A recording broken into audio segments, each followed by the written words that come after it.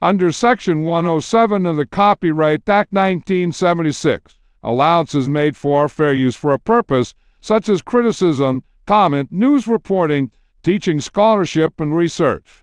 For uses of use permitted by copyright statute that might otherwise be infringing. Nonprofit, education, or personal use tips the balance in favor of fair use. Now let's start this dang show. You don't have any fights this week? Oh man, we gotta have some fights.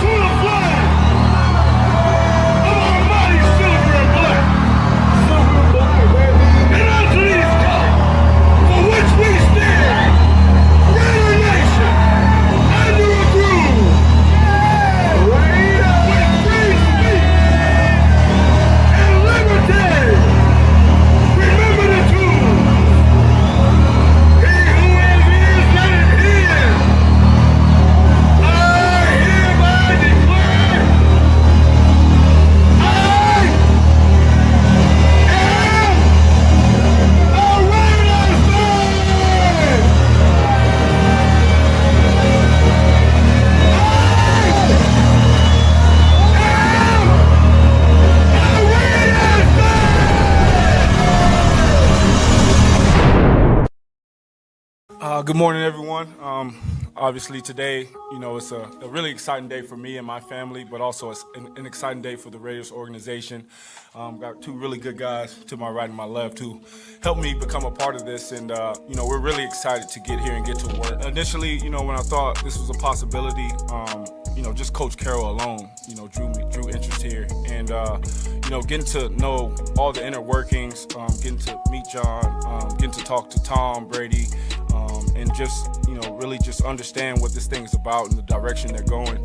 I saw myself aligning with that, and I think today is the start of that. I think there is unfinished business, and I think when people think about my story, Coach Carroll was a big part of that. He gave me an opportunity when not many people would have, and he saw the hard work that I was putting in. He saw the things behind the scenes that I do that allowed me to get this opportunity. But to be able to play for him, and again to be a part of this organization, it means everything to myself and my family.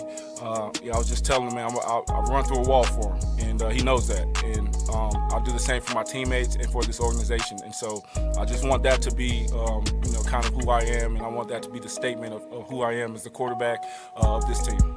I'm going to say that I might hit that wall before you get there. I've seen it. I've seen it. Yeah, when you think about stability, I think about two things. I think about consistency, and I think about integrity. And those are the two things that I hang my hat on. I want to be consistent. I want to be the same guy every single day. I want to be hardworking. I want to be the first guy in, last guy out.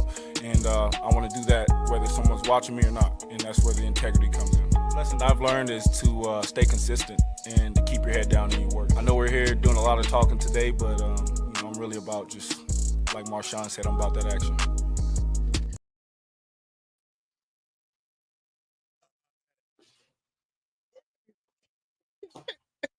You can't hear me? Are we having issues right now? Can you hear me? Not now. I can hear you now. Oh, okay. I don't know what happened. All right, welcome. Is the hear music me? on? Yes, I can. Is the music on? I don't know. Is the music on? I can't hear shit. Oh, my God. Well, welcome to the Cage Match, everybody. Everybody in the comments, if you can hear music, let us know, because I don't... There it goes. There it goes. All right, here we go. Okay, here we go. Welcome to the Cage Match, everybody. I am the Oakland Raider Savage. With me, as always, Mr. Jim Otto himself, Cal Ripken Jr. himself, and on every single live episode that has been made on the Cage Match, Asylum. How are you doing? Well, technically, I've been on the reruns too. Exactly, yeah, on the reruns too. So I've been on every for the dude out there. On international waters, across the on the other side of the world. So Asylum, no matter what, he's always on the show. You gotta make it work. You gotta make it work. It's called sacrifice. You gotta sacrifice for your team. Team player. There is no I in team. Or it's that old saying that we always say that best ability is availability. Yes. And we have someone of course, in the green room right now. You know who she is.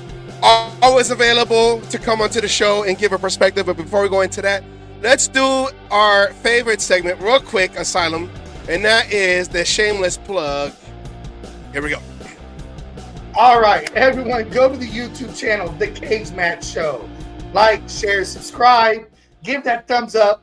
Go ahead and hit that bell. That way you're notified every time a short, a video, or even a meme gets put out. And if Roger Goodell wants to, flap his little meat curtains that he's got going on the front of his face, or even Triple H from WWE, you know what? They like to fuck with us and fuck them too. You can catch us on Facebook at, first of all, the Oakland Raiders Savage page, or my page, Asylum.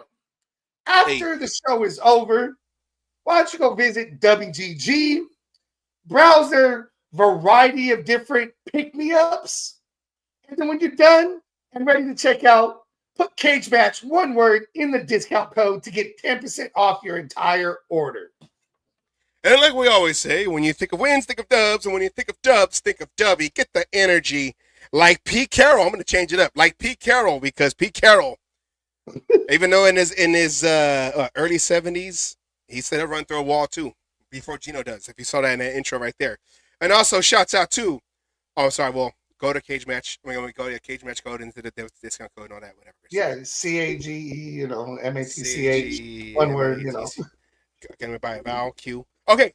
And then go to www.rn4lifer.com. Go there. The Copa Fabian, he helped us with our lanyards and our koozies.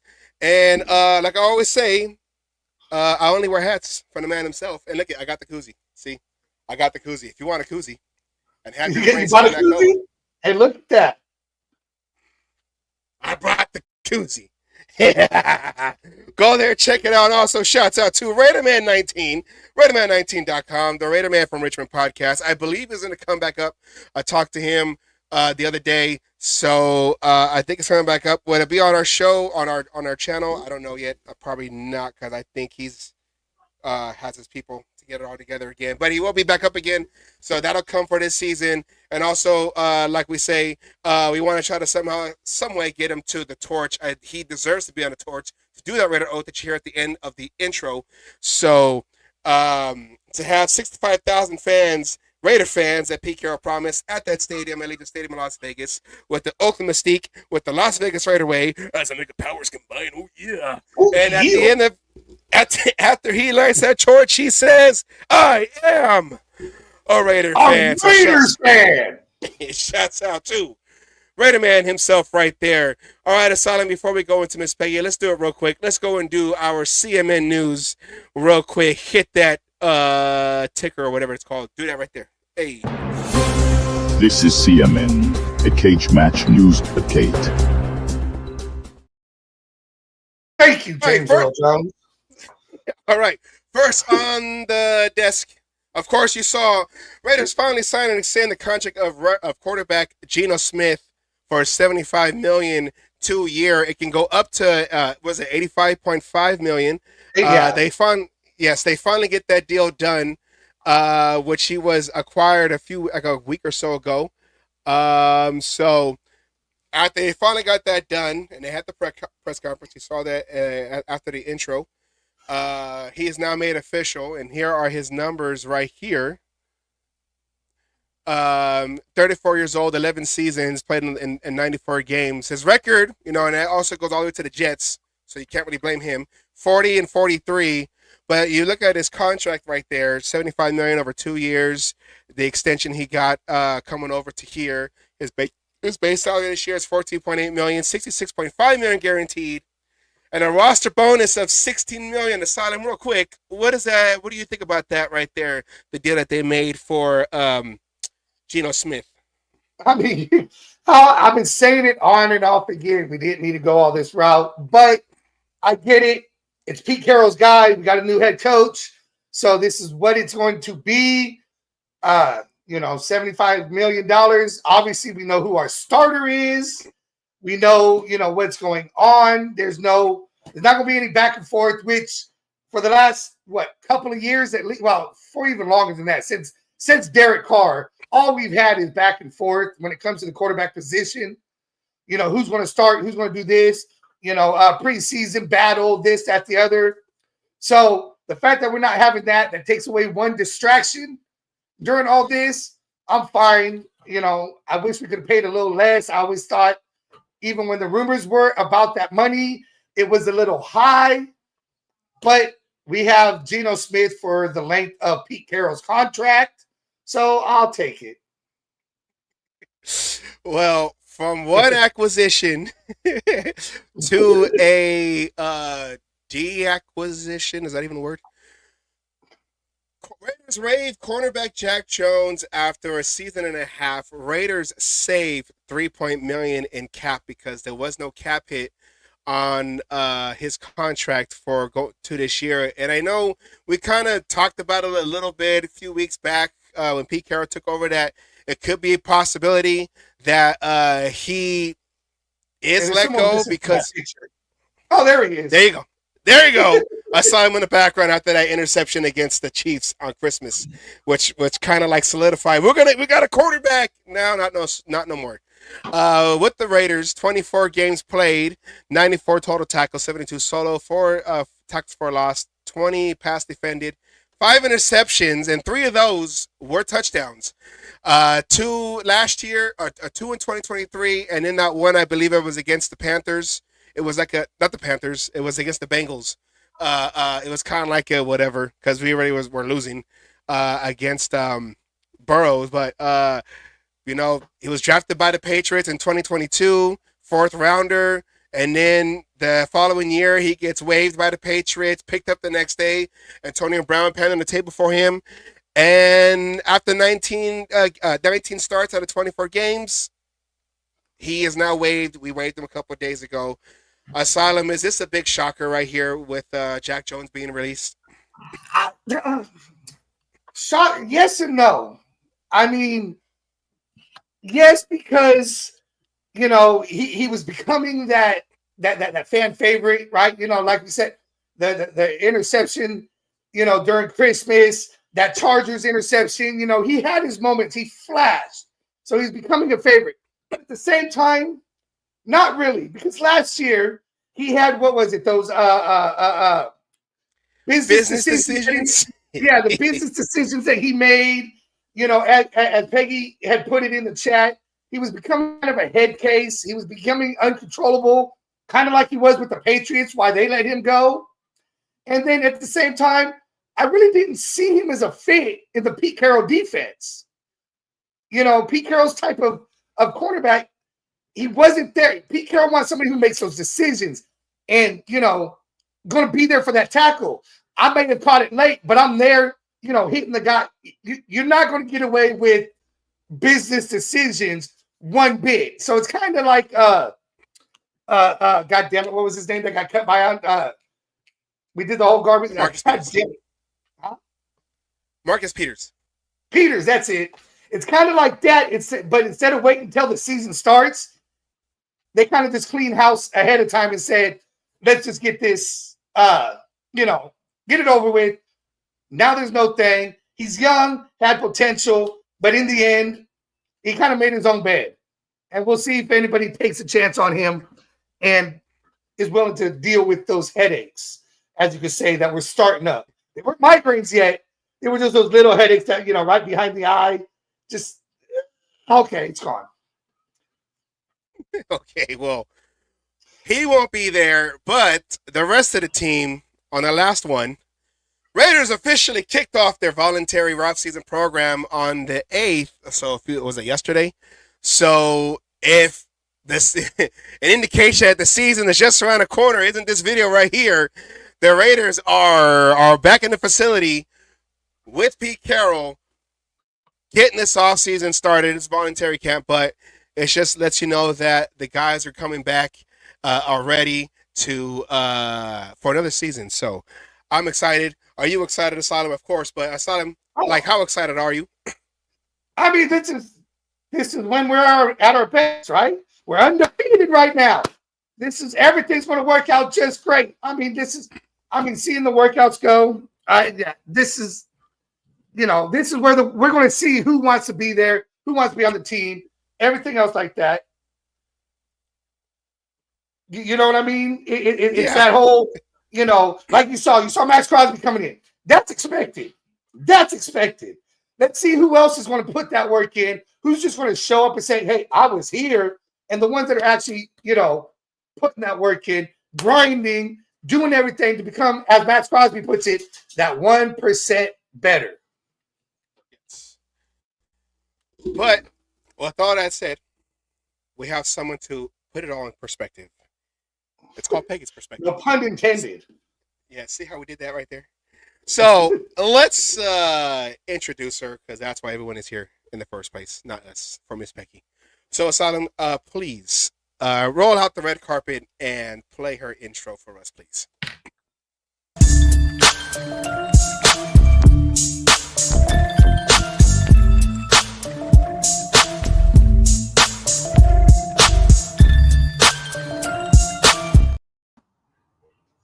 Hello, everybody. Guys, you done cut out on my time, so I'm going to stop chomping away. And I want to start by talking about Geno and the offensive line hand in hand. They go together. Okay? We can talk all we want about Geno's potential. But guys, he hasn't played it down for us yet. Check back with me in November. If you want the answer to my question. Asylum answered your question, okay? And I loved your answer, Asylum, about Geno. But the fact is, he hasn't played one down for us. And the other hand has to be that O-line. We haven't made any visible progress. We made one move. I'm sorry. We made two moves. Absolutes out of there. Whitehair and James are gone. You added a gentleman from the Bengals. That's it. That means I got to look at Mumford again. I got to look at Parham. I got to look at Meredith. I got to look at Miller again. Is that what the Raiders are telling us? Or I believe. are they telling us? I think it was the last time you were on the show, or it was the week after. I don't remember which one, but I know I brought it up. Maybe, just maybe, this coaching staff likes who we have and sees the potential there, and maybe they just saw them being the players not in the right positions, not being used right. They have faith in their O-line coach. I mean, you got my heart. You were saying it had my heart. You're singing the song in the Wizard of Oz, somewhere over the rainbow. We used to sing that song, by the way, as Raider fans, and guys, you all remember this when we were talking about D-line. Okay? Yeah. Deep defensive tackles. And for 10 years, we used to sing, but they're going to be better this next year. Somewhere over the rainbow. We finally got the D-line thing together. Turn around. Now the offensive line. Here we go again, praying. Hoping and praying that they can be coached up. But you got to have talent to be coached up. Name me one all-pro candidate. Besides the rookies, name me one all-pro candidate on that line. I'll Miller wait. if he's not injured. Miller Come on, if he's not Savage. injured. Give me one person that just being coached up and having a good year, he's all pro material. I mean, like Asylum said, if Miller can stay healthy, maybe Miller. He's the only real veteran. Yeah, real He's had some veteran. great seasons, but not good enough for all pro at tackle. He's had some good seasons. Come on. Give me one. See, the problem is not All right. this. I got your guy, Peggy. I got your guy. And Parham. okay, who? Dylan Parham. I can't even do it. and with Savage, I love it. The way he said it with a straight face. I mean, this is Academy Award level. You're no one out there in our audience, no one sitting here with me today can tell me that we have even one all-pro caliber O-lineman. I'm trying to do the ESPN answer. Well, we got a lot of great guys here. We're going to try to make sure that when they start working in a cohesive unit, they're going to come together and they're going to make sure that we make plays. So we got a good coaching staff with Brandon Carroll and our offensive staff with Chip Kelly, and we're going to get it going, and we're going to make some plays. She said no rookies, Jeff. I mean, my rookies, I don't know because I've only seen them 1 year, but I've seen the others enough. Here's why I wanted to talk about that. And it's not meant in any way to say that it won't happen, that they won't be coached up into this fabulous line. Geno needs a fabulous line. He has to have it. He's mobile. No, he don't. He's mobile. No, he don't. He's supposed to be able to run when he feels the pressure. He is 34 years old, okay? And he isn't 24. And while I'll give the word elusive, if you can even call that, because you need to watch his film for the last 2 years. He needs an O-line in front of him. He's one of those quarterbacks, as many, many NFL quarterbacks do. They have to have protection. They got to have time to throw. They absolutely have to have time to throw. And we'll talk about this coach 'em up thing as it goes along. Smith's success hinges on the success of the O-line. They had better coach them up because we don't have one all-pro on that line. And this is the thing that we're saying when we want to transition and talk about of the draft.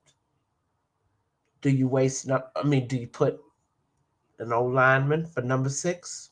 What do you do? And I need y'all's help out there because I got to run 3 mock drafts in the next 2 weeks. Well, we had number 6. We had Demon King on last week, and we did our own mock draft. And cool. Here's what we did. Now, we did some trades. We traded back from the 6 to number 12, got some more picks. And on this one, Asylum was running the draft, and I was just playing Mark Davis in the background, playing with some Legos. But Kelvin Banks was one that was available that we picked up. And was that? Yeah, and then Charles Grant, we was able to pick up in 143, and that's, of course, in the later rounds. You're talking about round 6. Another guy, though, that Demon King put us up on is this guy right here. And the way he looked. Membo, he's on my list. He's on my list. Definitely, if we have to pick at 6, we don't get the trade back. Anything else like that, we're picking at 6. This is my pick at 6. Pick at 6. This is your pick. We're picking at 6. And this is my pick at 6. Folks, take a good look at him. Remember, he's a rookie. But we love rookies. They do so well on our line. And we'll have to wait to see how that project develops. But he's on at least 3 lists of my co-GMs, Membo, at number 6. That I've been encouraged at number 6 to take some other guys. And I want y'all to know what I'm thinking about. There's the highlights of him right there of cool. Mumbo. Ahmed. Mumbo. We're just gonna call him by his first name. Ahmed. Yeah. You want to So- call him Armand. Say Armand. Right. It's Armand. It's because Peggy said so. That's what we're calling him from this point I on. love his size, guys. Don't y'all like his size? Oh, I like what Dubby was saying. And He I always like seems to his put himself footwork between already. that defensive I like the lineman. footwork. You know, well, he also puts himself between the defensive lineman and the running back and quarterback. He always has his body in the way. They never get a straight shot on nobody. No, and I see how it's difficult to get your arms around him, and to actually, because the way his footwork is working, you can't really get any leverage on him. You don't have time because he's always moving position with his feet. I love it. I've been encouraged. If you wanna, if you're really worried about that O-line, Membo at 6. But now I've been given some other names now.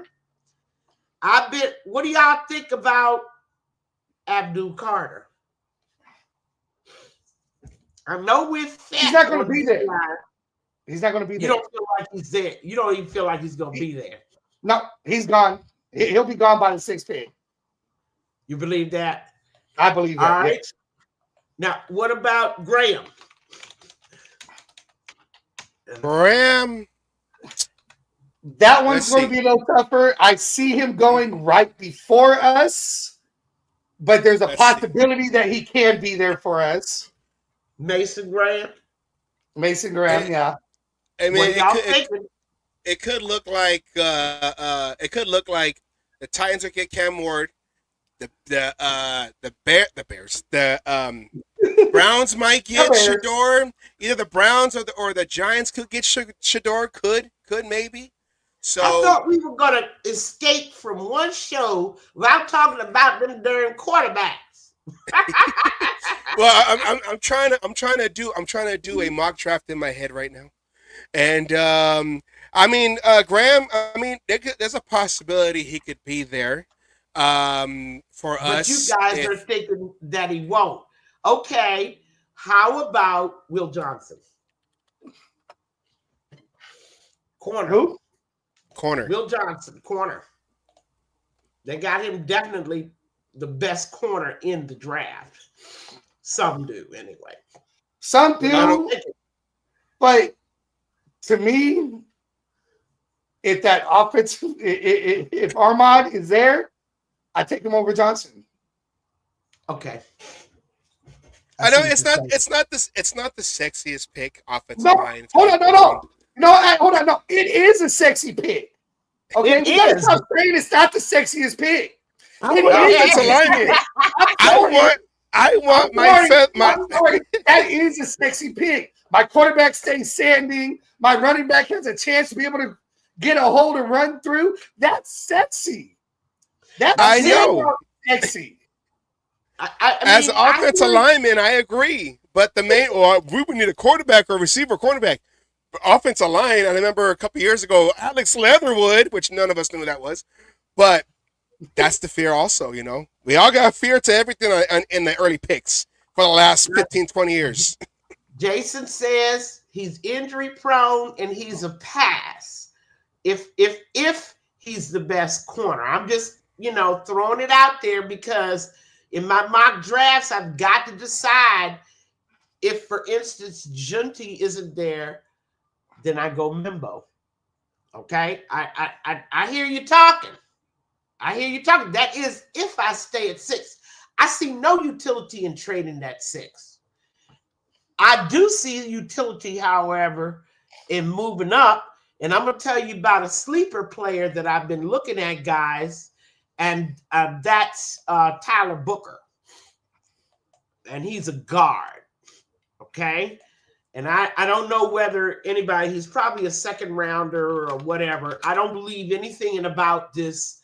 Oh, you picked him too high. Remember, I call that voodoo magic. Okay, I don't go for the Circus Carney act telling me that I done picked the player too high. I'm not picking him at 6 for sure, but And I'm going to tell you about Will Booker, just so you know a little bit more about him. 6'5", 321, guard. Yeah. They say he's the best guard in the draft. A few people are saying that. Alabama. What the Chip Kelly's offense? Is that going to be more pulling guards or more man? Does it depend on the players that we have? Just put it together with what he has. Because would that also determine the offensive alignment and if they can move or not? Like pull out and lead block and all that. Well, I mean, look, guys, you guys are the ones telling me, singing Dorothy's song about the offensive line for the Raiders for 2025, okay? Somewhere over the rainbow, guys that look like complete garbage are going to be transformed into an O-line that can actually run block and keep the quarterback from getting sacked and hurt. Okay? I guess I try to be like let's look on the positive side after our 4-13 year and a couple other bad years before that. After McDaniels took over, the whole offense just seemed all so inconsistent that a lot of these players, it's just like they forgot how to play. And you got guys like you gone through what, 4 offensive coordinators, 2 head coaches, 3-4 quarterbacks, and half the line is blocking one way while the other line is doing a different philosophy type of block, and it just looked so out of order that for a lot of these guys it was hard to determine, are they good or were they just trying to figure out what they were supposed to be doing because the coaches didn't know what they were doing. So the last 3 years of Raider offense has been, all of us were all like, wait, what are they trying to do? Are they trying to run block? Are they trying to power block? Are they trying to reach block? They're all over the place. So I don't know if Pete Carroll and Brandon, Carroll and all those guys, Chip Kelly, they're thinking they're good players. They just had bad direction with the bad offensive coordinators. I don't know. It's deeper than that. And I can understand them not being able to deal with the O-line, but you just got yourself a 34-year-old quarterback that must have pass protection. I don't care what anybody tells you about his running ability. The reason that he had so many interceptions, and I don't know whether you had that Geno Smith graphic, the Seattle fans were telling me point blank, they said he had no time to throw. Okay? He was making decisions in 1 second, 2 seconds, 3 seconds, because that's how quickly he was, being chased. I think Geno had 12, 13 interceptions last year, did he not? I thought it was 14. But it was a team. And that was more 15. Yeah. And if you look at his first year, that 11 with the 30, that's about in proportion because he probably, we don't have the stat for how many times he threw. Again, in 23, a pretty good ratio, 20-9. That's pretty good based on how many throws. But this year, 2024, the Seattle fans told me it was a breakdown in pass protection. He had no line. He's got to have a line. And a line that gives him enough times to do his reads and to consider options like, do I want to run this ball? Sometimes they're on you so fast, you don't even get a chance. That's why I was telling people it wouldn't have mattered if we had Lamar Jackson back there. They would have been all over him. He wouldn't have had an option, a chance, any room to run. Okay? No room. Did you see the way our guys were just driven into the quarterback? Play after play after play. You, as a quarterback, you can forget throwing. Even if you wanted to run your way out of that, you couldn't. You know what I'm saying? Yeah. Geno needs pass protection. And I'm hoping I'm gonna be Dorothy. I'm gonna be on the Wizard of Oz with y'all and pray that the coaching alone makes that line better. Okay? I frankly think it's a stall tactic that we won't see a good line. We won't actually see real talent on that line until 2026. Hopefully our rookies get better. JPJ and Glaze, right? Yeah. They get a lot better. I'm pretty sure if the Raiders have any brains in this year's draft, they're gonna pick a lineman. Okay? Now what round that's in, I can't tell you. But that's what I'm saying. What about number 6 guys out there? I'm so far. I'm leaning towards Asylum with the Membo pick. That is, if Junti is not on the board. Oh, I'm taking him over Genty. I'm taking him over Genty, hands down. What you're telling me, and I hear you. I hear you, but you know, running backs. This draft is deep in running backs. Let another team. They can have. I want that offensive lineman more than I want Genty. I want my sexy pick. I'm bringing sexy back with the offensive line, and I want my sexy pick. But I don't want to waste my second round pick on a running back. I'm going to lose interest in a running back after Junti's gone. So I have to probably pick Membo, and then maybe in the 6th or 7th. We got 3 6-round picks, right? Maybe I'll come back in the 6th round and pick up one. Okay, let's go to number 37, guys out there. Second round, say you picked your offensive lineman. You got Membo first round. Now, what do you do with 37? Now, what positions come to your mind for 37? Okay, for me, or what do I think's going to happen? Yeah, for you, if you're making the call, I'm trying to figure out, because I tell you I got a cornerback. Now I'm looking for a DB, cornerback or safety. That's where I want to go. Now you're looking for a corner. Okay. Yeah. Savage, what you looking for at 37? If you'd have picked the O-lineman at 6. Now what you going to do? Can we do another offensive lineman? Yeah. That's what you want to do. Yeah. I mean, of course, we'll have to, call in the daycare and babysitters, for all the children that'll be on the field. But it's a young line, and you got to be happy with that. For the next 4 years, you don't have to pay anybody any money. So what are you thinking about? Oops, you want an offensive tackle at number 37. Well, we got offensive tackle, or we can do interior. I know on our draft, we had gotten it happened in we had that second round pick though. Yeah, you got to remember, you have that second pick. It allows you flexibility to do other things. That's why we went.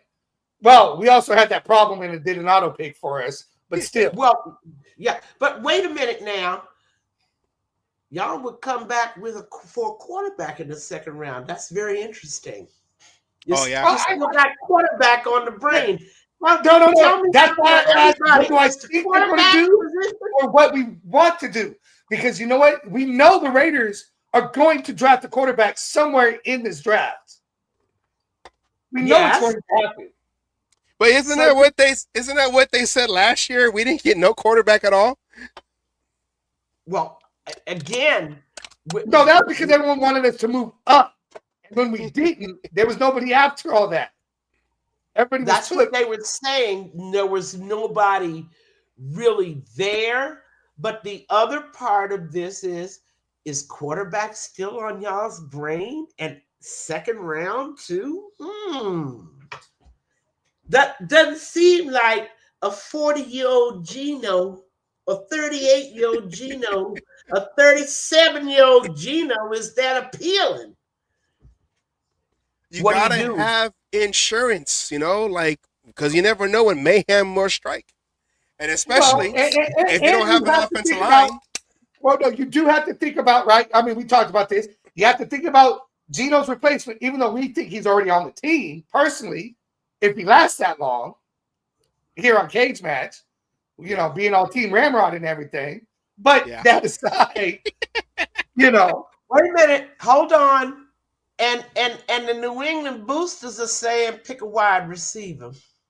What's the wide receiver class really look like? I'm gonna have to take a hard look because I am never impressed with a rookie wide receiver. I'm gonna have to tell you, they're not going to be drafted. I can pick a UFA up just as good as any guys that are drafted. I mean, Yeah. But let's look at that.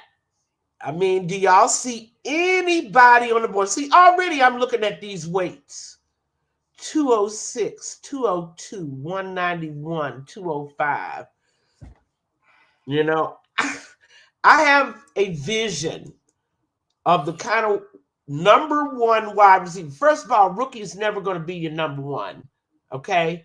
Unless he's that Brock Bowers, that generational once in a lifetime player. He's not going to come in and draw double coverage, which is what you need from your number one. But the Raider, I think Chip's good enough. He can work around that. Anybody on that list y'all see is good enough for 37? What do you thinking? There was a guy that because see we're also learning. Well, I'm still learning about all these players that's in the draft. There was a guy that Demon King had showed us, and that was this guy right here, Kyle Williams. Not the one that fumbled the ball for the Niners a couple years back against the Giants in the championship game. Not that guy, it's a whole different generation. Not that one over there. We remember him. We love that Kyle Williams as Raider fans, not as Niner fans, but and I'm getting his video up right now. He seemed like someone that looked intriguing for a mid-round pick. Because these are guys that Demon King showed us, and I'm just trying to get the video to play his highlights. If you show that list, if you show me that list of wide receivers, did I not see an Ohio State wide receiver on that list? Somebody Chip Kelly knows. Let me see. Emeka or Egbuka. Emeka Egbuka. 6'1", 202. And he's a senior too, so he's probably played 4 years. And Chip has to know him now, doesn't he? Maybe he knows him too well, right? Yeah, well, yeah. And I was, because I'm still learning about the college players and all that, whatever. And I had the same idea for quarterback, like, well, how come no one's talking about Will Howard since he won a championship with him? But I don't know how the offense went, if they were like run heavy or if they did rely on the pass a lot for the quarterback to show his skills. I don't know yet. And I'm going to honestly say that because I don't know yet. But you don't know about any of these guys. You don't know any of these rookies. There's no sure things in a draft. Let me disabuse anybody of the idea. I mean, even though we picked Brock Bowers, until we saw him play, we didn't know. Yeah. Nobody knows whether something other than talent is going to keep these guys from being productive NFL players. Something other than talent, like our poor little Jack Jones can't get his head together. And there's college guys like that. They would have been good, but they just couldn't get their heads together. They couldn't wrap the whole game. The bigness of it was just too much for them. Yeah, we had a lot of those. We had a lot of those in the last 5 years alone. We had a lot of those of guys who we picked, and they just couldn't handle when they crossed over to the NFL level. They just couldn't, and that's what happens to a lot of rookies. So and let me say this: there are a lot of players. Archie Griffin, that was a monster. What did he do in the NFL? I mean, there's a lot of guys that were monsters in college, and everybody thought they knew what they were getting with him. I mean, you just don't know. And any voodoo priest out there that thinks that they know and looking at a crystal ball, oh, he was good in college, therefore he's going to be good in the NFL. Well, see, that's always been my problem with the draft, though. I'm more of a free agent guy more than draft myself, because you never know what you're going to get. You never know what's going to pan out. The draft is always potential, and that's all it ever has been, is potential. And that's all it ever is. And anybody who starts out by telling me, I know he's going to be good in the NFL, I stop talking to him. Because I know that this is a person who believes in themselves, not in reality. I don't think that we could tell. You can only, like you said, take that chance. I mean, a lot of guys look good on paper. I mean, can we go down the list of players that we knew were, bullseyes for the NFL, and in 2-3 years fizzle out? And I mean, the list is long, and I will come back in 2 weeks and give you that list, just because it'll be, will it be the draft? Yes, it will be. It'll be the day before the draft. Day before the draft, yeah. I'm going to give you that list of players that everybody knew was going to pan out in the NFL, but didn't. We could just consider ourselves fortunate. I mean, we got how many out of last year's draft that could actually play? I mean, we got at least 3, right? That was a really good draft. Okay. I mean, that's what we're hoping, that they can repeat the same thing. I know it's a whole different, different GM, different scouts. Pete's going to be helping out with that also, having his experience with Seattle. And that's what we're hoping, that we can continue and have the same type of success with the players that we select on this coming draft going into this upcoming season. So we're also trying to figure out, how them two are going to go together, Pete Carroll and Spytech, when it goes down to, you're on the clock, Raiders. Who you got? And the other part is, I remember asking a couple of shows ago, fellas, who do you trust to pick the next franchise quarterback for the NFL, Spytech or Telesco? I mean, everybody obviously said Telesco. And I'm just saying, we don't have that guy anymore. We have an untested commodity that's really making these evaluations. Jeff, that's called a free agent right there. Your whole comment right there is the free agency. More so, yeah, they may not work out with the draft team they were drafted, but as a free agent, that's where it's going to go. And I agree with you. You cannot build a team in free agency, but you build your team in the draft, not with the potential, but with the solid beginnings that a player has. Those what's the word I'm looking for? It's the basics. If they have the good basics, like DJ Glaze, he was teachable. That's why he got drafted where he got drafted, and he proved the Raiders right in that one. It wasn't potential. They saw he was teachable. He was coachable. Then he gets drafted. And he was the right size, right? He had all the bona fides. You look at his college film. I mean, there's a lot of things that go into selecting a player that will make that transition, but you still can't be sure. And that's the thing about a draft. The minute you hear somebody talking, this guy's a sure thing, turn him off, change the channel, okay? That guy doesn't know what he's talking about. You hope, right? You hope that his guys will work out in the NFL. And remember, they may not work out for reasons unrelated to their talent.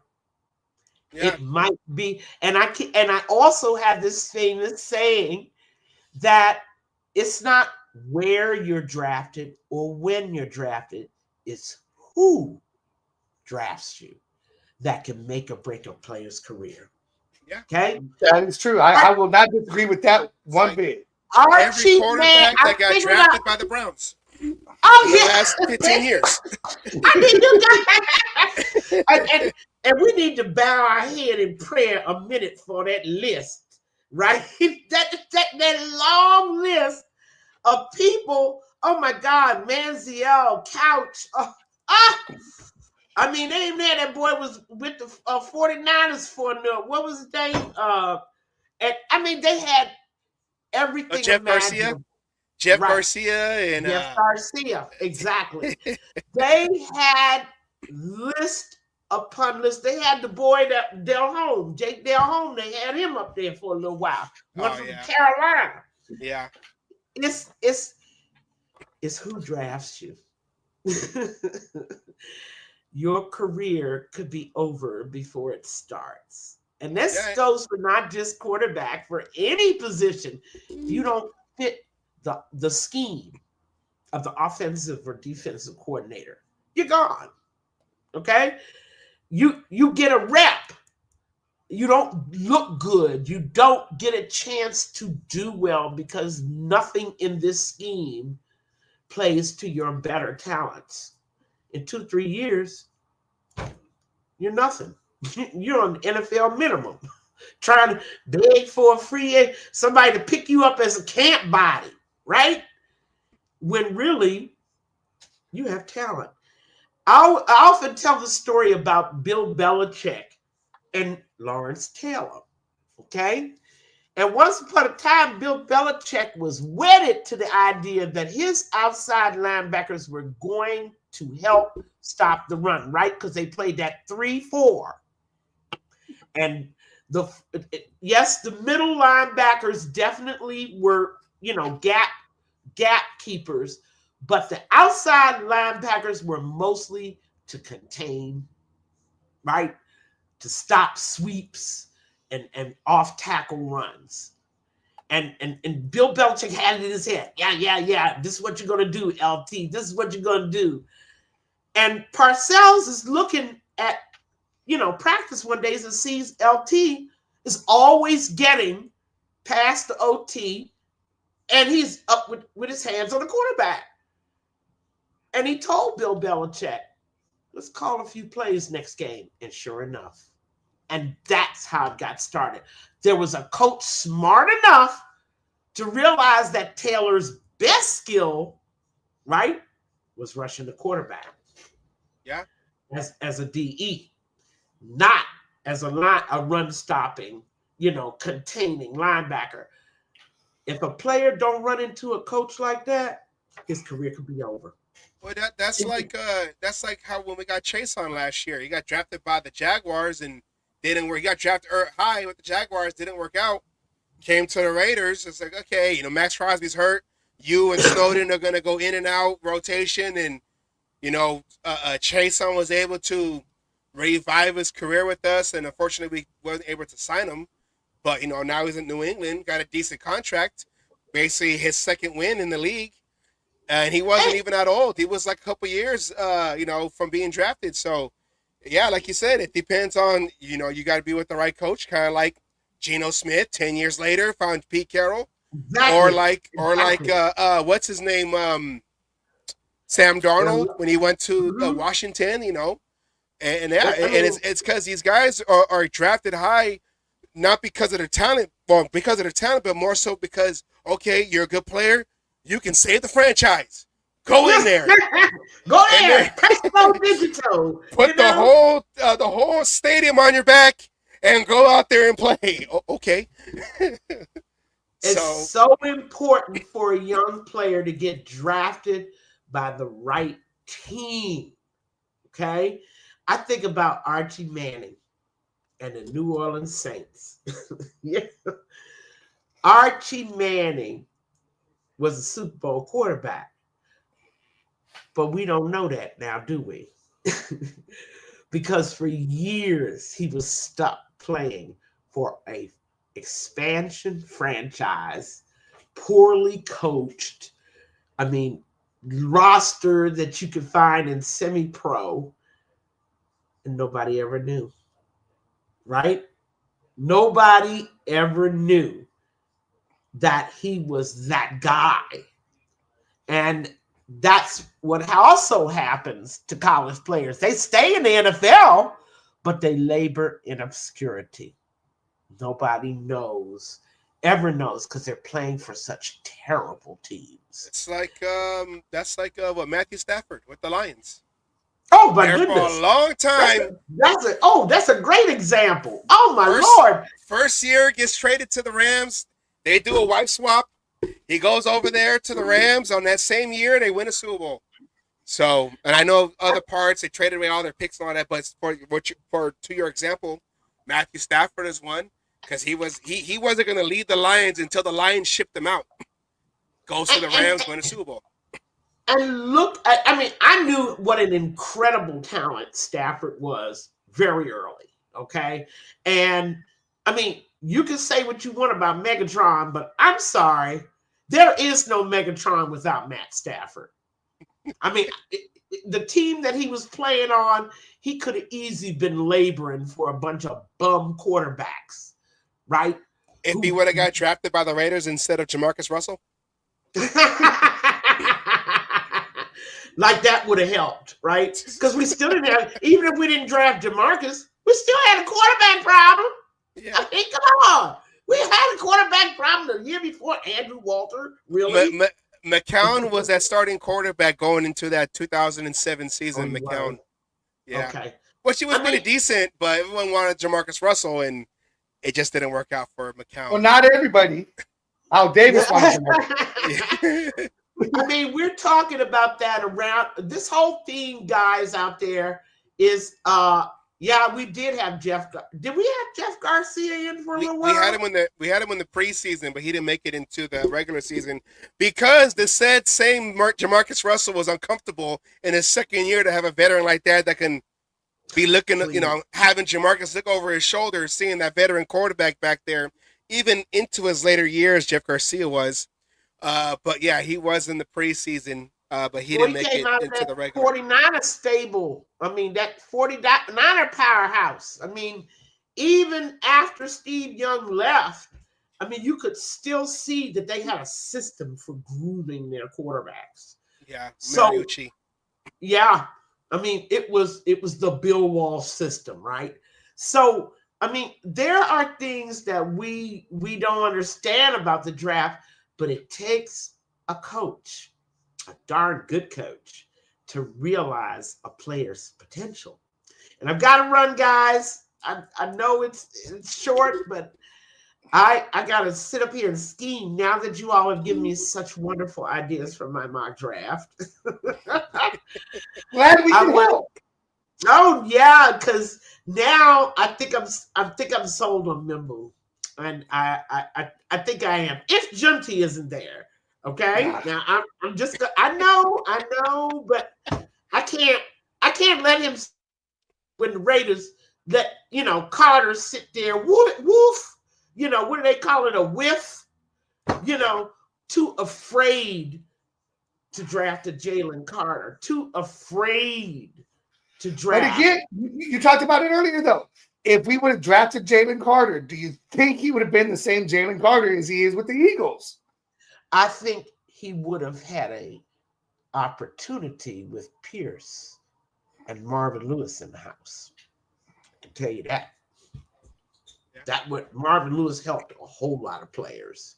Okay, and I'm sorry he's not still around, but I think individually, Trayvon Moehrig has Lewis to thank for developing his game.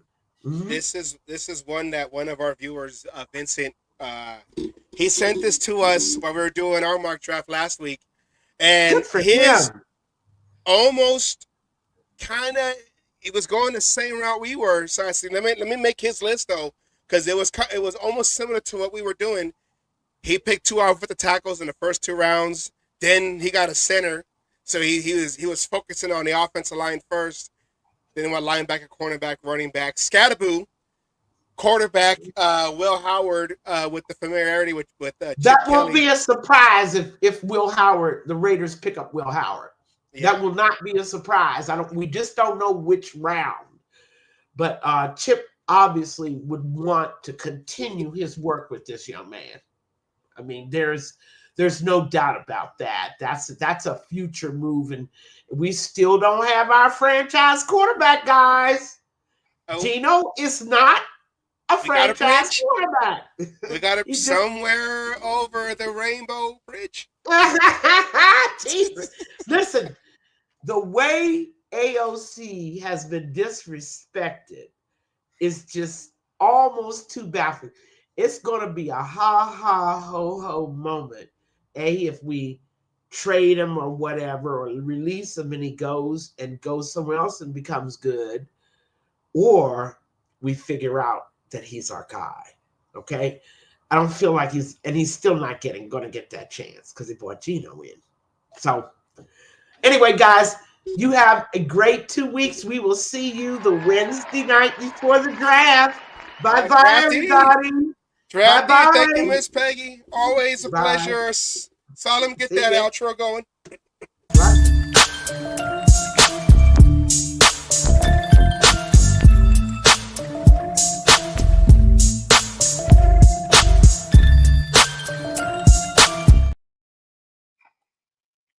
All right. She said that we helped her with a draft. I don't even know if we were just kind of like, yeah. Well, I was kind of like, yeah. I don't know. All I did was answer her questions. She knew more. She always knows more than me. So I'm sitting here listening, and I try to respond, to keep the white noise from going into the show. You sit here and try to look pretty is what you're saying. When Peggy's on. I'm doing back. I'm on the behind the scenes trying to put things together, and then I just try to okay. That's what I do. That's what I do. I know my stuff when it comes to the Raiders, but the draft is a weak spot, a weak point in what I know, and I'm not afraid to admit that. So, I didn't have the time during the season to really see these players because, to be honest, I don't know how. I don't know how to scout. It's called watching football on Saturday. I know, but I mean, there's a lot of games. I'm like, okay, now, do we focus on the big schools and watch who stands out, or do we go and look at the small schools? And you pick the next game and watch it, and you just pick a game. I mean, I get some, things. I mean, I get both K-State and KU games, so I get to see those for sure. So I have no excuse on not knowing those players, per se. Like I did get to watch KU destroy Colorado and Shador, and trust me, I sat down and watched that game. Saying KU with no KY? Is that what you're saying? No, not KY. Well, trust me, Shador needed some KY in that game. That's what I'm saying. The KU was playing, and then with no KY, just KU went in raw and rough. Trust me. No KY. But I mean, and I can't say much because I don't watch nearly as much as I probably should since we do a show now.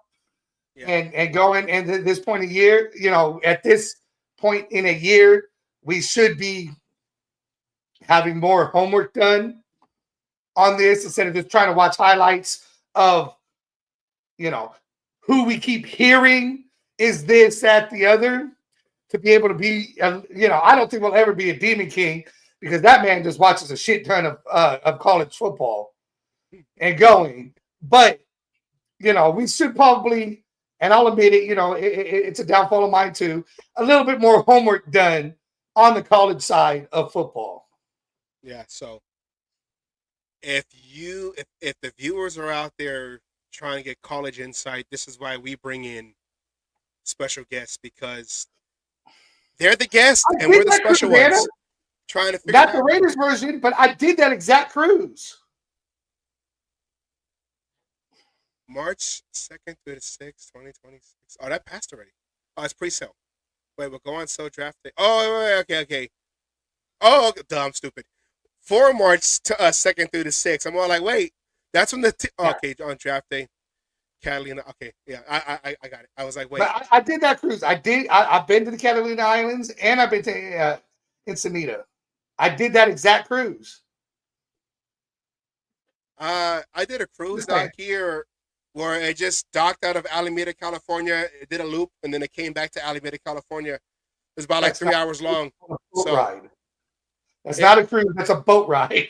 They sell it like it's a cruise, and I say, you know what? I'll do the small one to see how it is to be on water, because I've seen Titanic. My prom, my senior prom was on the USS Hornet in Alameda, and when I was in 2003, and I'm walking up the thing to get onto the ship, and I'm all like, wait a minute, we're all dressed up, we're walking onto a ship. I've seen this before. We didn't leave the dock, but I'm just like, I've seen this before. And they said that USS Hornet is haunted. So I was all like, wait a minute, this is a setup. This is a setup. Hey, anyway, that's just like getting behind that log truck and everyone turns around and moves out of that lane because they all see Final Destination. They all see, yeah. You all know, yeah. I ain't doing this. I ain't risking it. Nope, I'm fucking moving. Yep. For that time to say, see, I told you I was right. Well, let's transition back to our now projected starting quarterback. Now, Geno Smith coming in, and I had the graphic which showed his last 3 stats as a starting quarterback for the Seattle Seahawks. You've seen the 2 years he played under Pete Carroll. Those were 2 years that he went to the Pro Bowl. 30 touchdowns, 11 interceptions in 2022, taking over after Russell Wilson. And then 20 touchdowns with 9 interceptions in 2023, Pete Carroll's last year at Seattle before Seattle decided to go in a new direction. But with Geno Smith coming in, and I know he's older, 34 years old, and what Peggy said, talking about the offensive line, and that not having an offensive line, Geno Smith needs an offensive line, but that's kind of been our problem the last couple of years. And I kept saying, like, it has to be the coordinator or the offensive directions that we've had with McDaniels and then Bo Hardegree. And I feel like in the last 3 seasons, Bo Hardegree was the best offensive coordinator, play caller, if you go by results in a way. I know they weren't the best results, but for someone who never called a play in his life, Bo Hardegree had more wins, I believe, than McDaniels did with the Raiders, than what Getsy had with the Raiders, and even with Turner, Norv Turner's son, when he took over Scott as Turner interim. And Norv Turner. Yeah, Scott and Norv together. The Turners trying to turn the offense around. But with Geno Smith coming in, I mean, I guess you can say I guess at least he can be a decent bridge quarterback for whoever we get. And if we do draft a quarterback into this from this draft, he won't have to get thrown in there. You throwing Al O'Connell already? I'm not. I'm just saying is that you have a proven quarterback that if he can play and continue his success under Pete Carroll, can be that bridge for whoever we develop. I don't know. But I'm trying to think of. You said for whoever we draft. Well, because you know that they're probably going to draft somebody most likely. And as much as I I'm a big, I still believe in O'Connell. Everybody else doesn't. It's fine. Me and you are Team Ramrod. We could be wrong, but that's what we do as Raider fans. Oh, I believe in the guy. I believe in that guy. We could be wrong. Say, oh, I don't know what they're talking about. Stop trying to parade that sign. Start O'Connell, whatever. But hey, this is our show. This is what we say. And we're not going to bash you if you think differently. We are the unpopular opinion. That's one of your favorite phrases, Asylum. Yep. But, Pete Carroll believes right now in Geno Smith. And I know it's still early. We still got to go through OTAs. We still got to go through the preseason and see who plays better or whatever. Because the same thing would happen with Russell Wilson. Russell Wilson was a 4th rounder, and he ended up beating out Matt Flynn.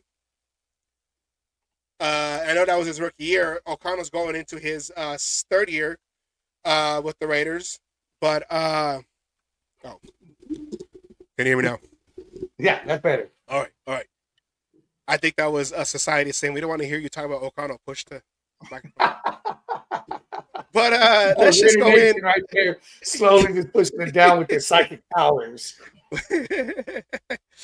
Here is right here, Pete Carroll talking about Geno Smith and what he brings to the Raiders in the press conference they had a couple days ago. Boom. Is it playing? Yeah. No, it was. There's no sound. Okay, wait. Oh, you know what? Yeah. Turn the sound off. I know. I forgot to turn on the sound on the clip. All right. Well, basically what he said was, hold on. You know what? You only had one job. You take over real quick. I will fix this real quick. What am I taking a fucking? I mean, shit. I mean, I don't even know. I really, the cage match view is we kind of hope O'Connell beats out Geno Smith, but it is what it is in this. I'm not even sure I like Geno Smith's hat in that fucking thing. You're coming into a team for the first time. Go with the logo. Don't try to do something off the wall, being like this. You're already trying to do the Von Miller glasses and everything else. You're not a Von Miller. But again, in the end, we got to trust in this. As Savage was talking about, a bridge quarterback. Yes, Geno Smith is brought in to be the bridge quarterback. I think his contract proves that with the basis of his contract with the extension has been playing just as long as Pete Carroll's coaching minus his team option for that 4th year. So I think this is just showing right now of the whole thing that Geno Smith is coming in to be that bridge, to teach, to help mentor whoever the Raiders, Pete Carroll, Tom Brady, Spy Tech, all, that whole fucking group right there, quarterback they think is the future. Whether it be O'Connell, whether it be somebody we draft in this draft, whether it be somebody we draft in the next draft. Hell, whether it be fucking Arch Manning when he comes out going into that rookie year and teaching. We really don't know what's going on. We do know basically we are going to be dealing with Geno Smith. And I agree with Peggy on the part of we really need to be focusing on this offensive line part of everything, whether it's the guys we already have and it's just a coaching aspect for the guys we have with, I guarantee, I'll go this far. I guarantee we're drafting at least 1 or 2 offensive linemen somewhere in the draft. Just like we're going to draft a quarterback. Those are 2 positions I guarantee are going to be drafted somewhere in this draft. So I don't expect, unless it's, Ahmad with the number 6 pick, I don't expect somebody later in the draft to be expected to be that starter on the offensive line. I do expect him to sit back, learn, and maybe somewhere in the season get his opportunity if he's showing the right potential. I think our offensive line minus whoever else we might get left over in this free agency or via trade, is who we have.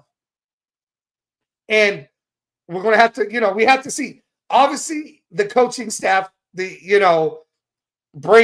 Spytek, and the coaching staff sees potential in the players that we got, being the fact that we only added one person so far, in my opinion.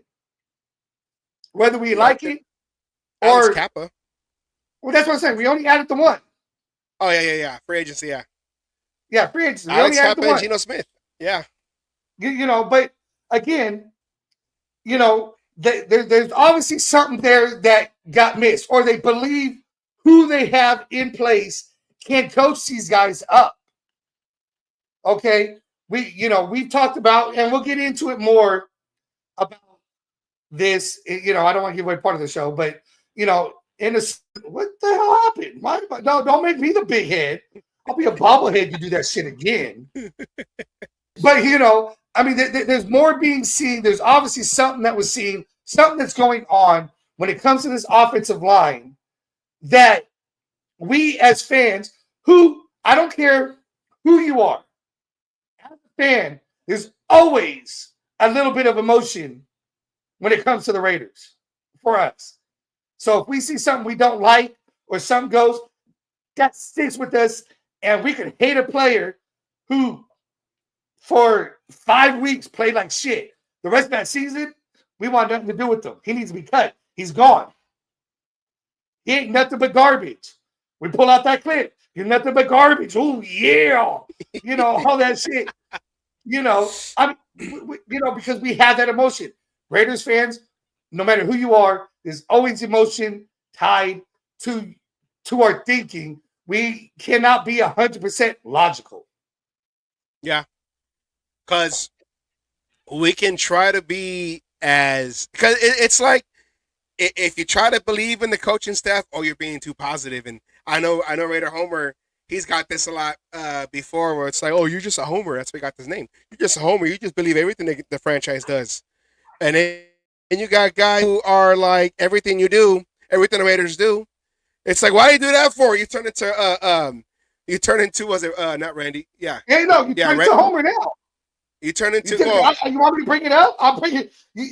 Homer's been on both sides of that spectrum right there. Now it's talking about we're going 0-17. He is Randy Quaid in Major League 2, who's in the stands saying, "Wild thing, you make my butt sting. You make everything suck." Because that's what this team does. That's what this team's been doing to us for the last 20 years. And it's no shot against Homer, but Homer went, like you said, from being that Homer to now being the heel. There you go, the heel. Shouts out to Homer, though, for real. Shouts out to Homer. Oh yeah, I'm not mocking him or anything, but it's just, that's what the Raiders will do to you when you've been a fan long enough. You go from that, I love everything we're doing. I remember I lived next door to somebody who was so happy. I mean, went out and bought the damn jersey and everything before even anything for Jamarcus Russell. And I was kind of like, I don't know about this. Going, and granted, I got proven right really quick. But, they were going. There were people who thought he was a savior. It's just the way it goes. You have that. Then you have the people who sit there and will be as Peggy put it, the Debbie Downer. No matter what happens, it's not the right fucking move because it's not the move that they wanted. Yeah. And, this is a place of therapy here on the Cage Match, The Cage Match, we try to tackle the hard issues. And everyone, no pun intended. Everyone, it's kind of like we give you that foam bat to beat each subject down with and get it out of your system. I hate this player. I love this player. I miss this coach. This coach sucks. Why can't we do this? Why can't we do that? Mark Davis, what are you doing? All sides are saying that. Mark Davis, what are you doing? So there's one thing that all Raider Nation could probably agree on, and that's Mark Davis needs to change that damn haircut. Yeah. I want him to go. I don't know if it's real or not, but he should go back to that bald look because he looked like the bad guy in Spider-Man. Okay, just take it all off. Which bad guy? Spider-Man had a lot of them. Which one? That one big dude. That one big dude with the white suit. The one big dude. The one big bald dude. The one. I don't know. Kingpin. Kingpin. There you go. That guy. He should shave it off and then just have a white Raider suit, and he could be Kingpin. Okay, that's what he could be. I'm down for it. Okay, but anyways, here's Pete Carroll with sound. Mark Davis for Kingpin. Here is Pete Carroll talking about Geno Smith in the press conference they had a couple days ago. Here we go. Pete, besides the winning, obviously, what do you hope? He's talked about it. What do you hope Geno brings to your locker room? Well, he's going to bring us great stability and belief in the kinds of things that we stand for. His habits are so stellar. The way he works, the way he looks at the game, the way he looks at the challenges of it all is exactly in line with the way we think. And so he'll represent us in magnificent fashion. I think it gives us instant stability at a crucial spot. Okay, I'm sorry. I had to pause it here. But the way Spy Tech looked over at the start of that conversation and the way Geno Smith is looking, I don't know if those two believe what fucking coach is saying. Just saying. My observation there. Didn't mean to interrupt, guys, but I had to get it out there because, I mean, look, you still got Spy Tech saying, really? All of that? Hold on. Go ahead. No. Go ahead, play it because Miss Peggy, Anna reminded me of a picture I was putting together a while back. So no, go ahead, play it again, or start playing it. The history that we have and my understanding of G and how to help him be the best he can be, and he knows how to bring out the best in our system because he'll stand for the competitiveness and the things that we believe in. It's just a great fit, and I'm so thrilled. This has been coming, but today feels like the real deal. We're finally here together, sitting next to each other, and talking about getting out on the field and throwing a football around, and that's what we're all about, and so we couldn't be more connected in that regard. I'd like to say too that Geno went through a lot to get here, and there was a lot of years in there when he had to take the second seat, and play in the quarterback position. But what I realized in him early on, not before we got him, but once we got to know him, that he was able to take every single day with a clear thought that I may play the very next play, and I'm not going to miss that opportunity. And he did it for a number of years. I mean, this is not like weeks. I'm talking for years playing behind Russell, and he just never let up on that thought. And it was so impressive to me. As soon as we had the opportunity to put him in position to take the lead, I couldn't wait. And he's been a winner ever since, and he's comeback player of the year for really the real deal reasons, and here we are now poised to go do something really, really unique. So it's fantastic that this has come together. We started the whole thing out there looking for the right people to compete with, and to make sure that we throughout all of the opportunities that we could face, that we would exhaust them to find the right guys. And we found some real success in the second half of the draft, in free agency, in every opportunity that we could. We tried to figure out how to make us better, and really to do that we had to find the right competitors, and was our focus then. Johnny and I are totally arm in arm in figuring that out here, and every opportunity we've had so far, we feel like we've exhausted the best shot to get the toughest, most physical guys that love the game. It's so important too. That's more important than anything in their life, but their families. That's what we've been digging into. It's the same thing we want about it in that manner there. And so the proof is in us putting it together. But we're very clear on what it takes and what we want to get done. And that you can hear in Geno, and the sincerity and the commitment and the conviction that it takes to be a great competitor. That's what he is, and that's what we're looking for. And so I think this is a really significant day for us in that you can see how aligned we are and the three of us are in what it takes. And that's this isn't new to me. It's just an extension and the opportunity to show it and prove it again here.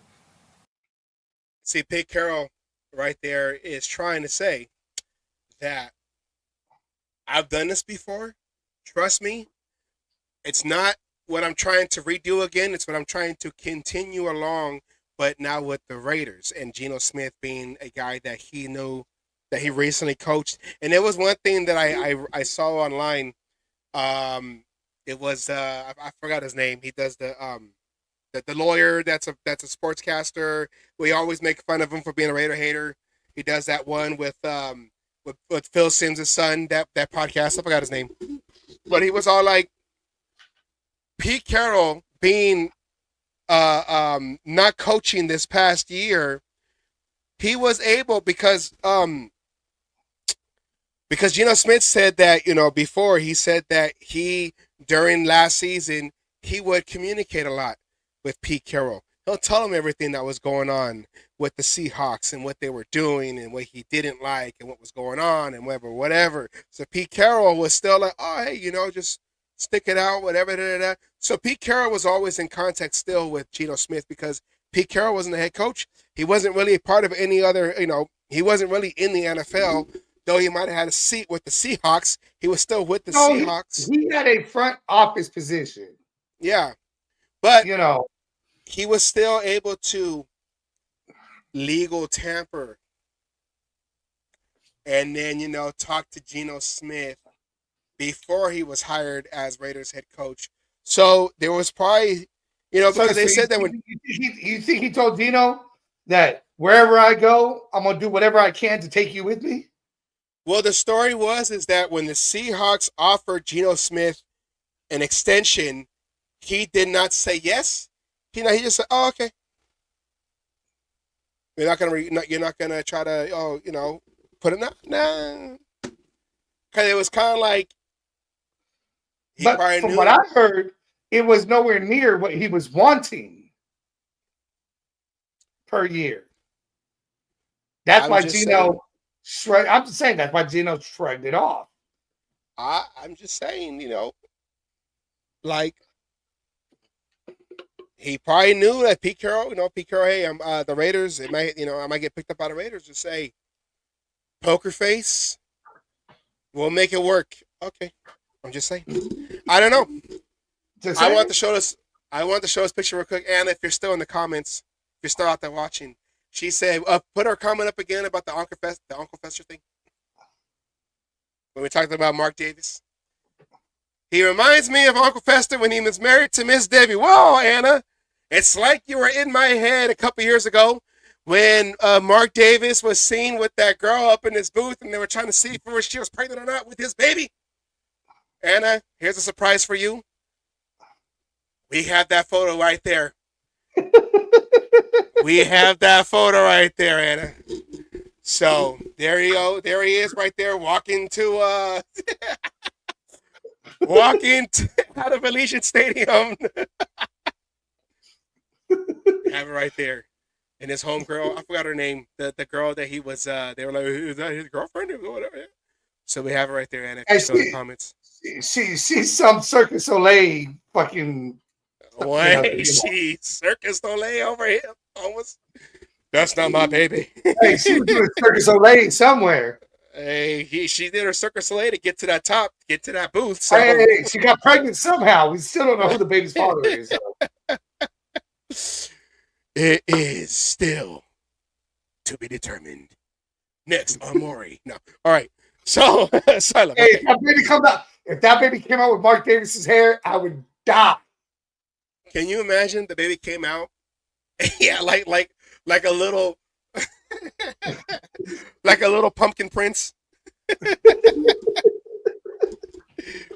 What was Daddy? What was baby's first word? Jasmine, baby. Oh yeah, that's his.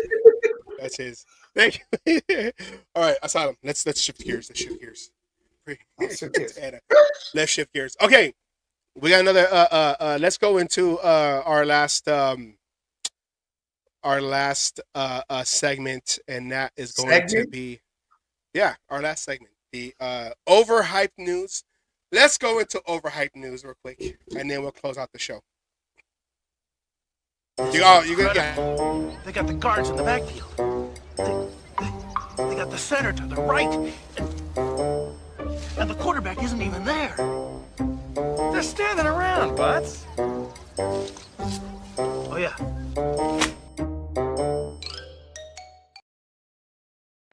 No. Why is this even more fitting now than it was when you introduced it? Because overhyped news. Now, on this edition of Overhyped News, we don't have the clickbait that was put out there by a certain We did, but we don't want to show them. Yeah, we don't advertise because they don't give us free advertisements, so we don't do it back.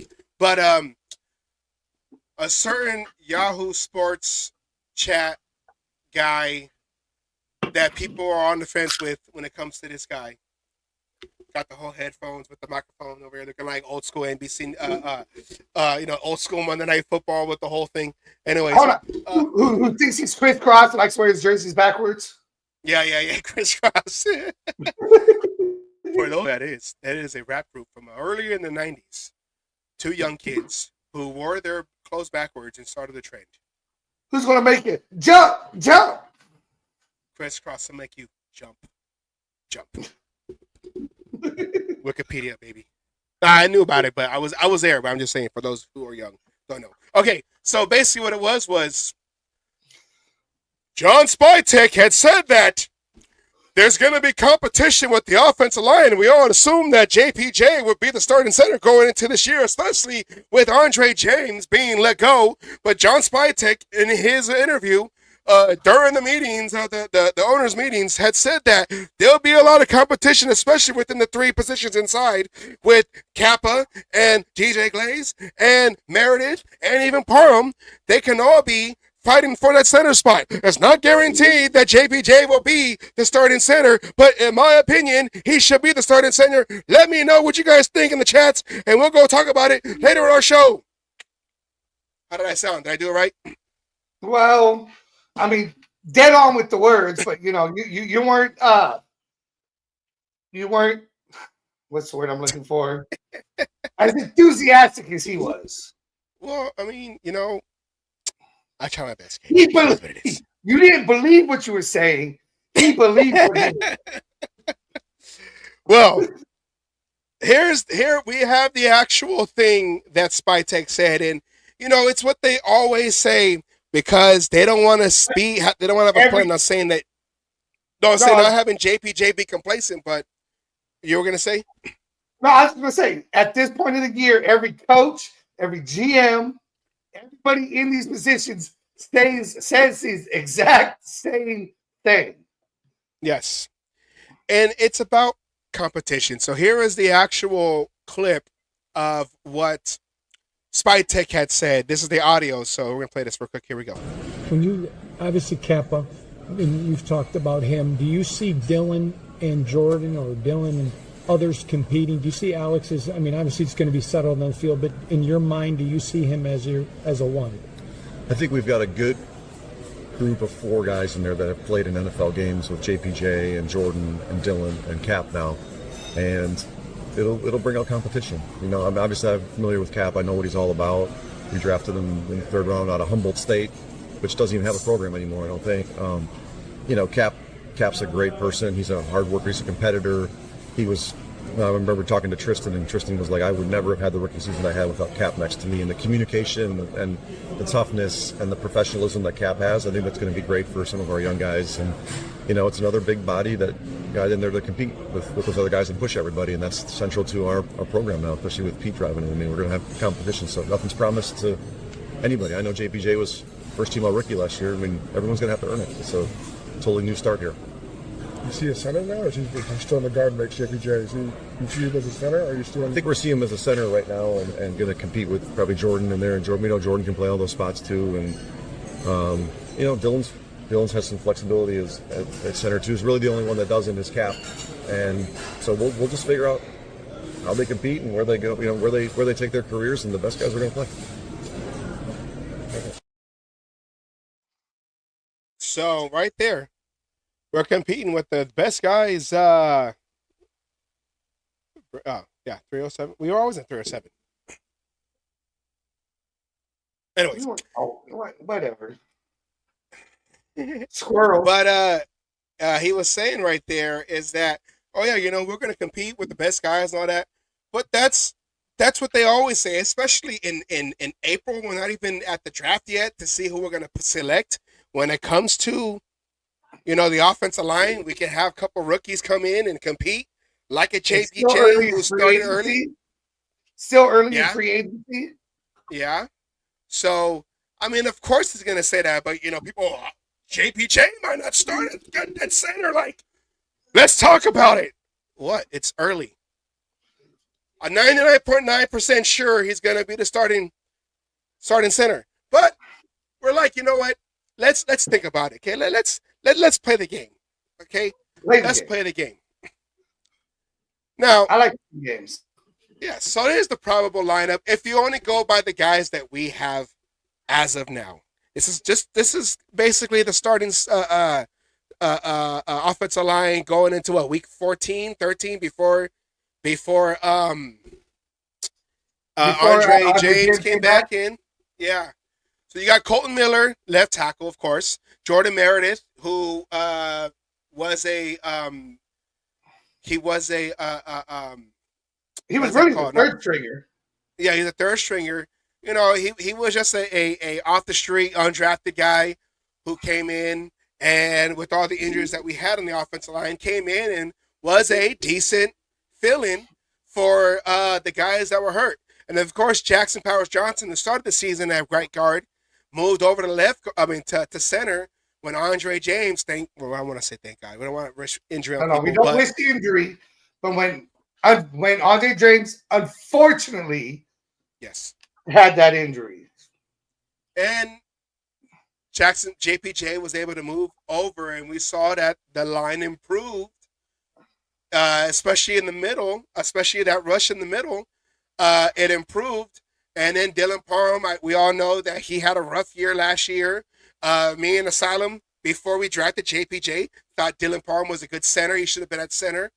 But they kept putting out there Andre James. And, of course, DJ Glaze, who came in after Mumford got injured. I believe that was in the Raven game. Took over at right tackle and never let the job go. So this would be the probable lineup right here.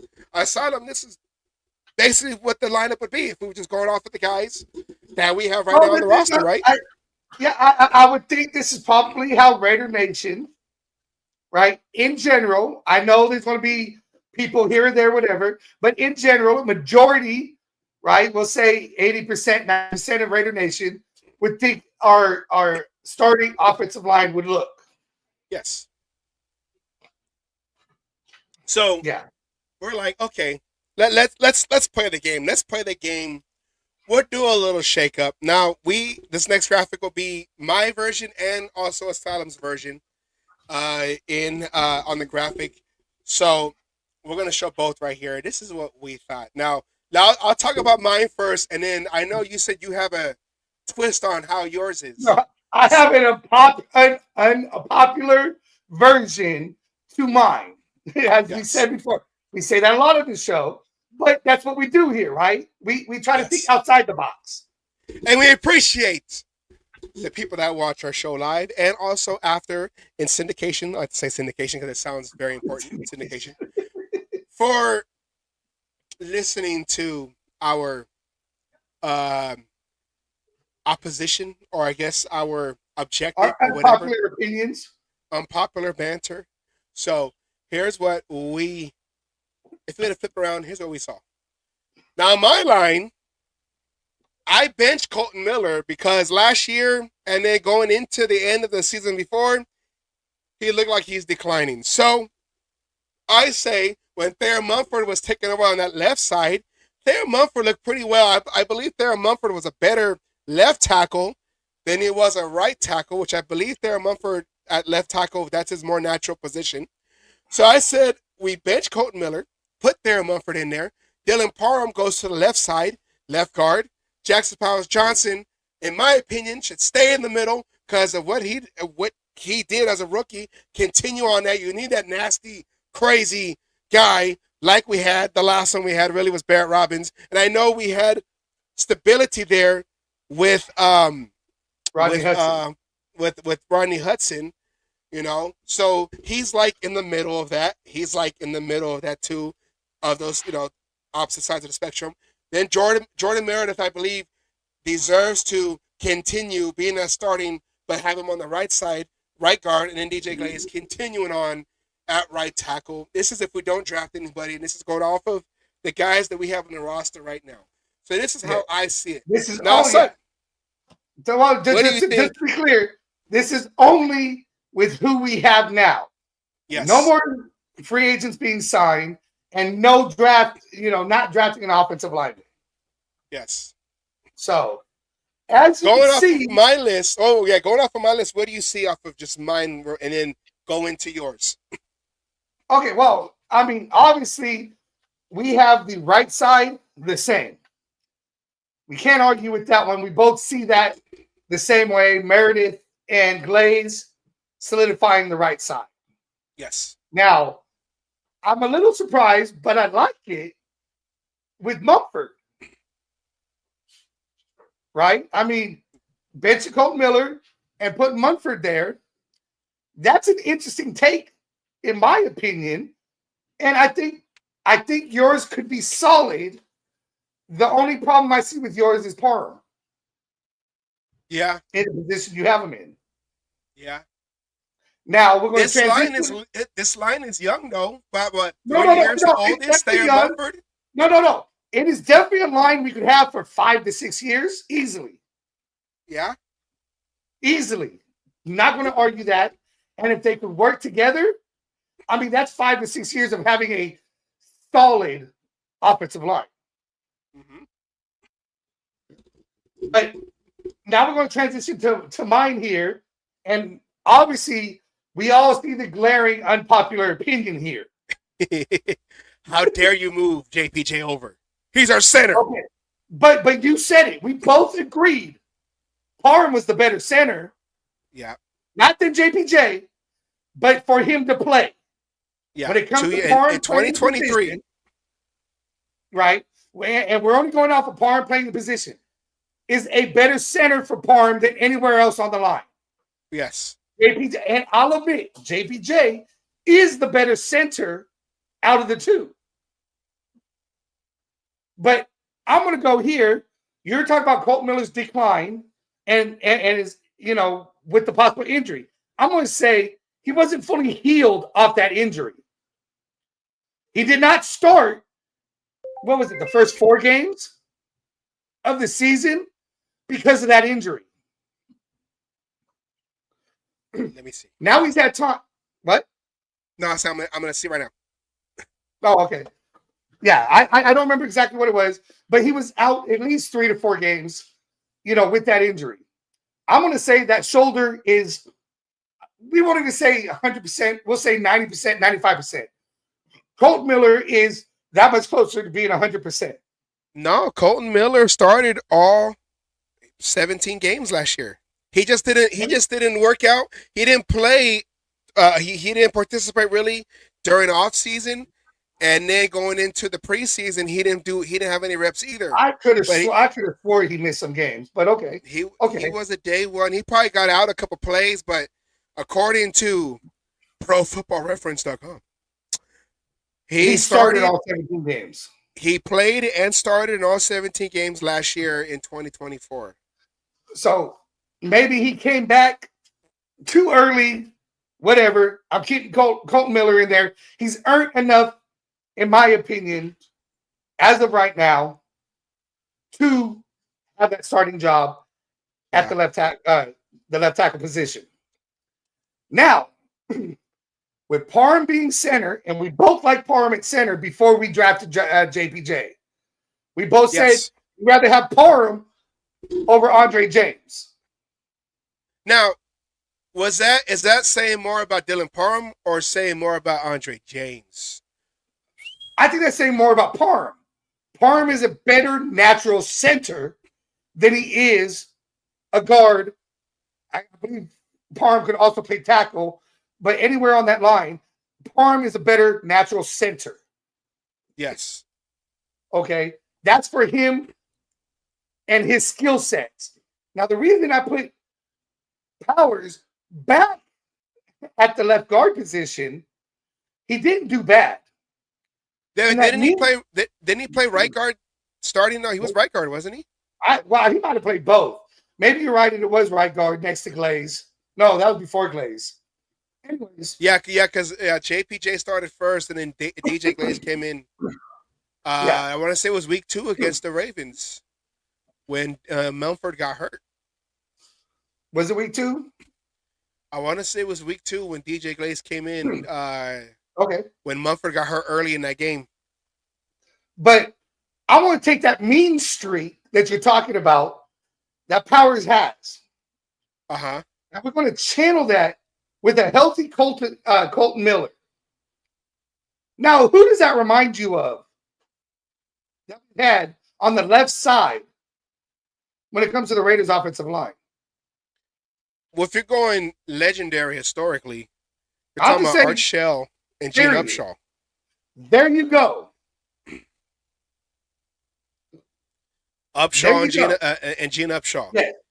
Gene Upshaw being that guy that pulls and turns the corner, and what he said, when you see that DB you can look into the eyes of that DB. When you see you coming in, right? And he knows he's gonna die.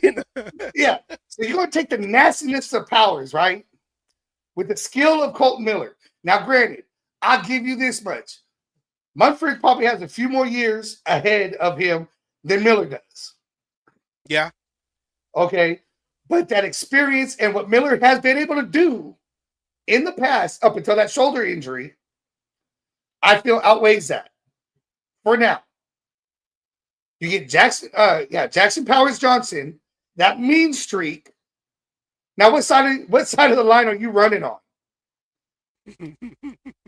You're going to that left side. Okay, You're going to that left side. So you're protecting your quarterback's blind side. Yes. Right? Which is the most important side to protect. Yes, your quarterback. Blind side, yes. Now, if he decides to run, I know Meredith, Parham we like at center, so I'm not going to say going. But everything coming into his face, he can go wide enough and come out to the right, be able to get his extra yards. But if he's staying in the pocket, you got that left side protected and giving him that time to throw the ball. Now, let's say it's a draw play or a run play. Now you're running to the left. They can know you're going to hand it off, running to the left. And are you really going to be able to stop a Colton and a Powers Johnson tag team to that left side? Or are you going to get 5+ yards out of every run to the left? Yeah, and then if they are successful a lot going to that left side, that also helps with the play action. So yeah, you're right. They won't have that strong pass rush coming in on that left side because they have to account for those two guys there.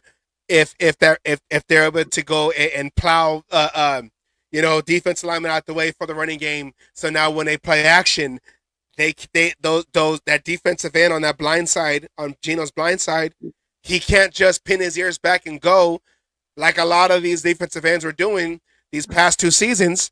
They can just they're going to have to stay back and play that run until they realize it's a play action.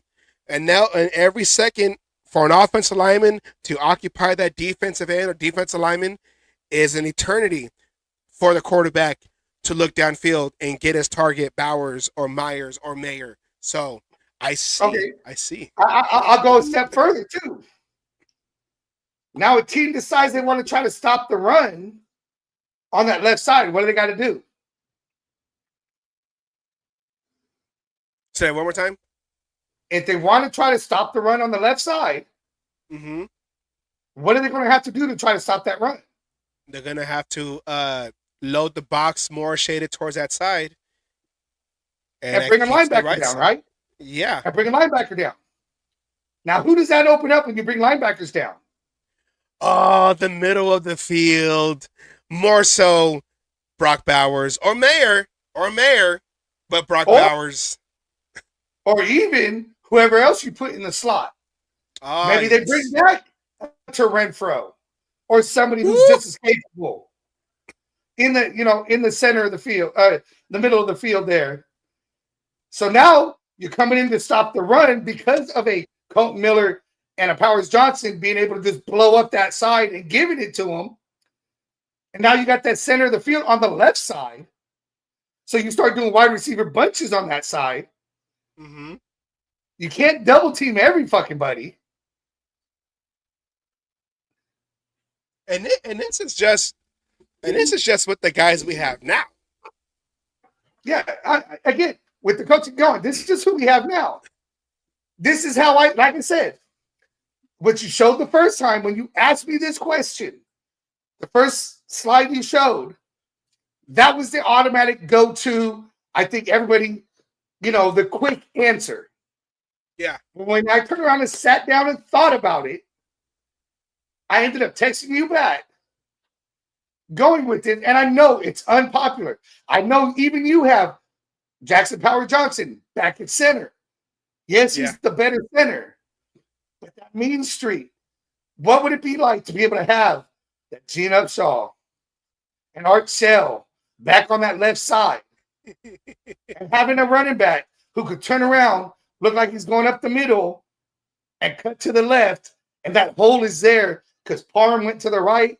Jackson Powers and Miller wiped out the whole fucking left side of the damn field. And we're not talking about a small hole. We're talking about a gaping hole. Right? Throwing a hot dog down a hallway kind of hole. Hot dog down a hallway. To turn around and make that cut to go upfield. And now you got what? A linebacker trying to make, going to make that tackle because maybe he's up there. Well, hell, it ain't going to be a cornerback or a safety because what? Your wide receivers are blocking that, right? You got riders.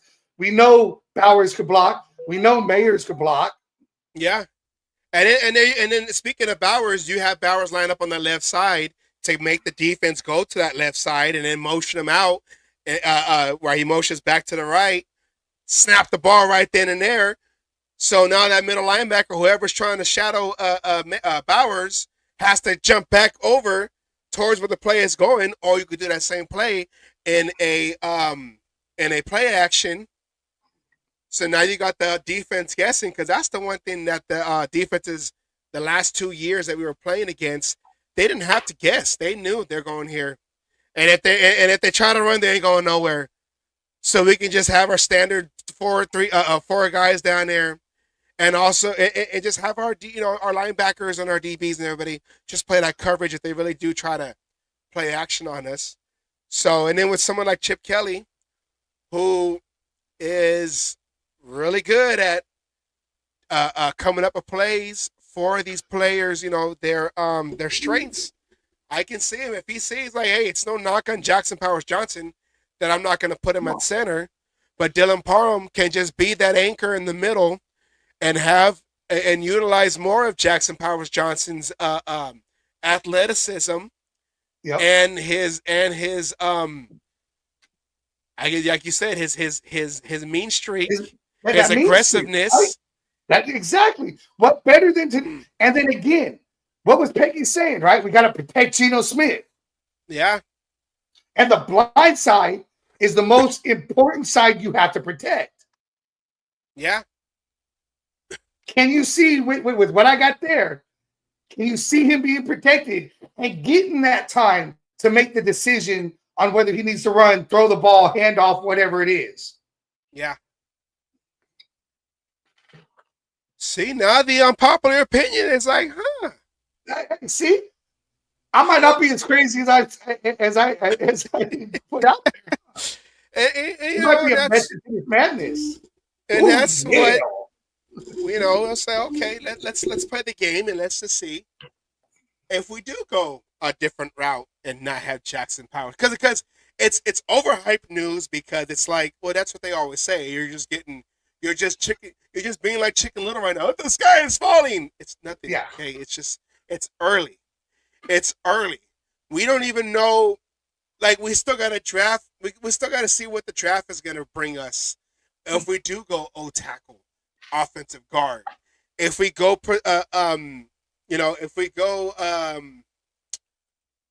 running back or whatever. We don't know what we're going to do here.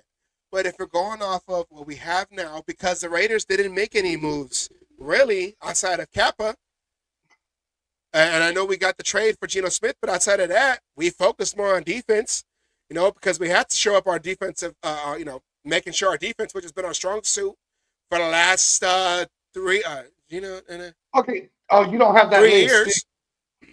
Huh? I was going to say, do you have the list of our running backs? Do you think the running backs we have on our team right now can run behind that offensive line that I just put up there? I don't have it up here right now. No, I don't have the running backs up here right now. But see, that's the thing also. It's to the running backs that we have now. You had guys like Zeus, Here, Abdullah, Zeus, and Madison's gone. Madison went to Miami. We basically flipped it. The only other running back that we have coming in, a veteran running back that we have for sure is I don't even have him up here either. But is I'm forgetting his name from Miami. God damn it. You're right. You're right. Mostert, yeah. So you think Mostert can run behind that line right there, and at least I think him. I think Samir White. I think Mostert, Samir White, and Sincere both could thrive under that offensive line. Yeah. And Abdullah being that third, that specialty back coming out of the backfield to catch, doing all the things that we like about Abdullah at the end of his career, can as well. Because again, that quarterback, that running back draw, right? The draw play where you think you're handing off. Everyone's piled into that side because they think they're going to the fucking left. Yeah. And Vulture could squirm out right behind fucking Parham and from in between Parham and JPJ. Right in the middle, right where the linebacker should fucking be. Right? Little dump pass. Even fucking goddamn Gardner Minshew can make that goddamn pass. Right? I don't know. That's a bad example because Gardner Minshew was wide open. I mean, wide open. Gardner Minshew wasn't really pressured when he tried to throw that ball again to Bowers and he threw it over his head and it became a 100-yard interception. But that was longer than 5 yards. Okay. I mean, it was like 7. It's still longer than 5, right? Nitpicking, okay. I'm saying Gardner Minshew, even Jimmy Garoppolo could have made that pass. Jimmy Garoppolo. Okay, Mr. Ram himself. I'm just saying, when it comes down to it, with that offensive line and a play like that, right? Oh, they're running. Oh shit! Now they're not. Now you got that middle of the field taken care of, right? With whoever you have, Trey Tucker, your speedster, on the outside. Maybe he's open because he's in single coverage. You got Mayer doing whatever. You got Bowers doing whatever. That's it. I would love to see Renfro come back and be that slot fucking receiver. The return of Renfro. Could you imagine a Renfro being the slot? You got Trey Tucker. You got Mayers added with the Brock Bowers. And then you got that left side of the field taken care of. But the most important piece, you have Chip Kelly that knows how to run an offense, has been proven to do it. In college, he was a head coach and a coordinator, but in his early years, the early years in with the Eagles, 10 years ago, they were pretty decent, but he's focused only on the offense, so he don't have to be, have all the hats and all the hats that he had to wear before and everything. Exactly. So. Because that's the one thing, like, we had an offense after John Gruden had to leave. Now, John Gruden was the play caller, but they did enough to make plays. And then when McDaniels came in, he blew the whole thing up. So, and then You want to bring on Gruden? Gruden had a good enough offense that the interim head coach was able to come in and continue it. Yeah. That tells you a lot about that offense. But when McDaniels came in, it was so all over the It place. imploded. It imploded. Like I said, in those 2 years, 1, 2, in the 3 years, Bo Hardergreen is probably the best play caller. You know, he called to the strengths of what he had to work with, and I agree with that. I agree with that. I'm not saying he's like the greatest call. You know, I'm just saying is no. But with what he had and the fact that it was the first time play caller, he picked that low hanging fruit. He knew what his players could do. Himself. Yeah, he didn't overthink shit. He said, I know player X could do this, player Y could do this, player Z could do this, player N could do this, right? I mean, so this is what I'm going to do. And he went to the strengths of the players. And that's what Chip Kelly is going to say. That's what Chip Kelly said. He knows the strengths of the players, and I work my offense with what I have. We go from there. I'm telling you, I feel the offensive line I put out there, especially now. I'm not saying this is all going to happen week 1. They got to get time to, gel together. But by the time you get to week 5, week 6, that could be a dominant offensive line right there. That could be, remember car insurance? Mm-hmm. How dominant that offensive line was? Yeah. This could be car insurance 2.0 right there. You want to go all the way back to 2002 with Barry Sims and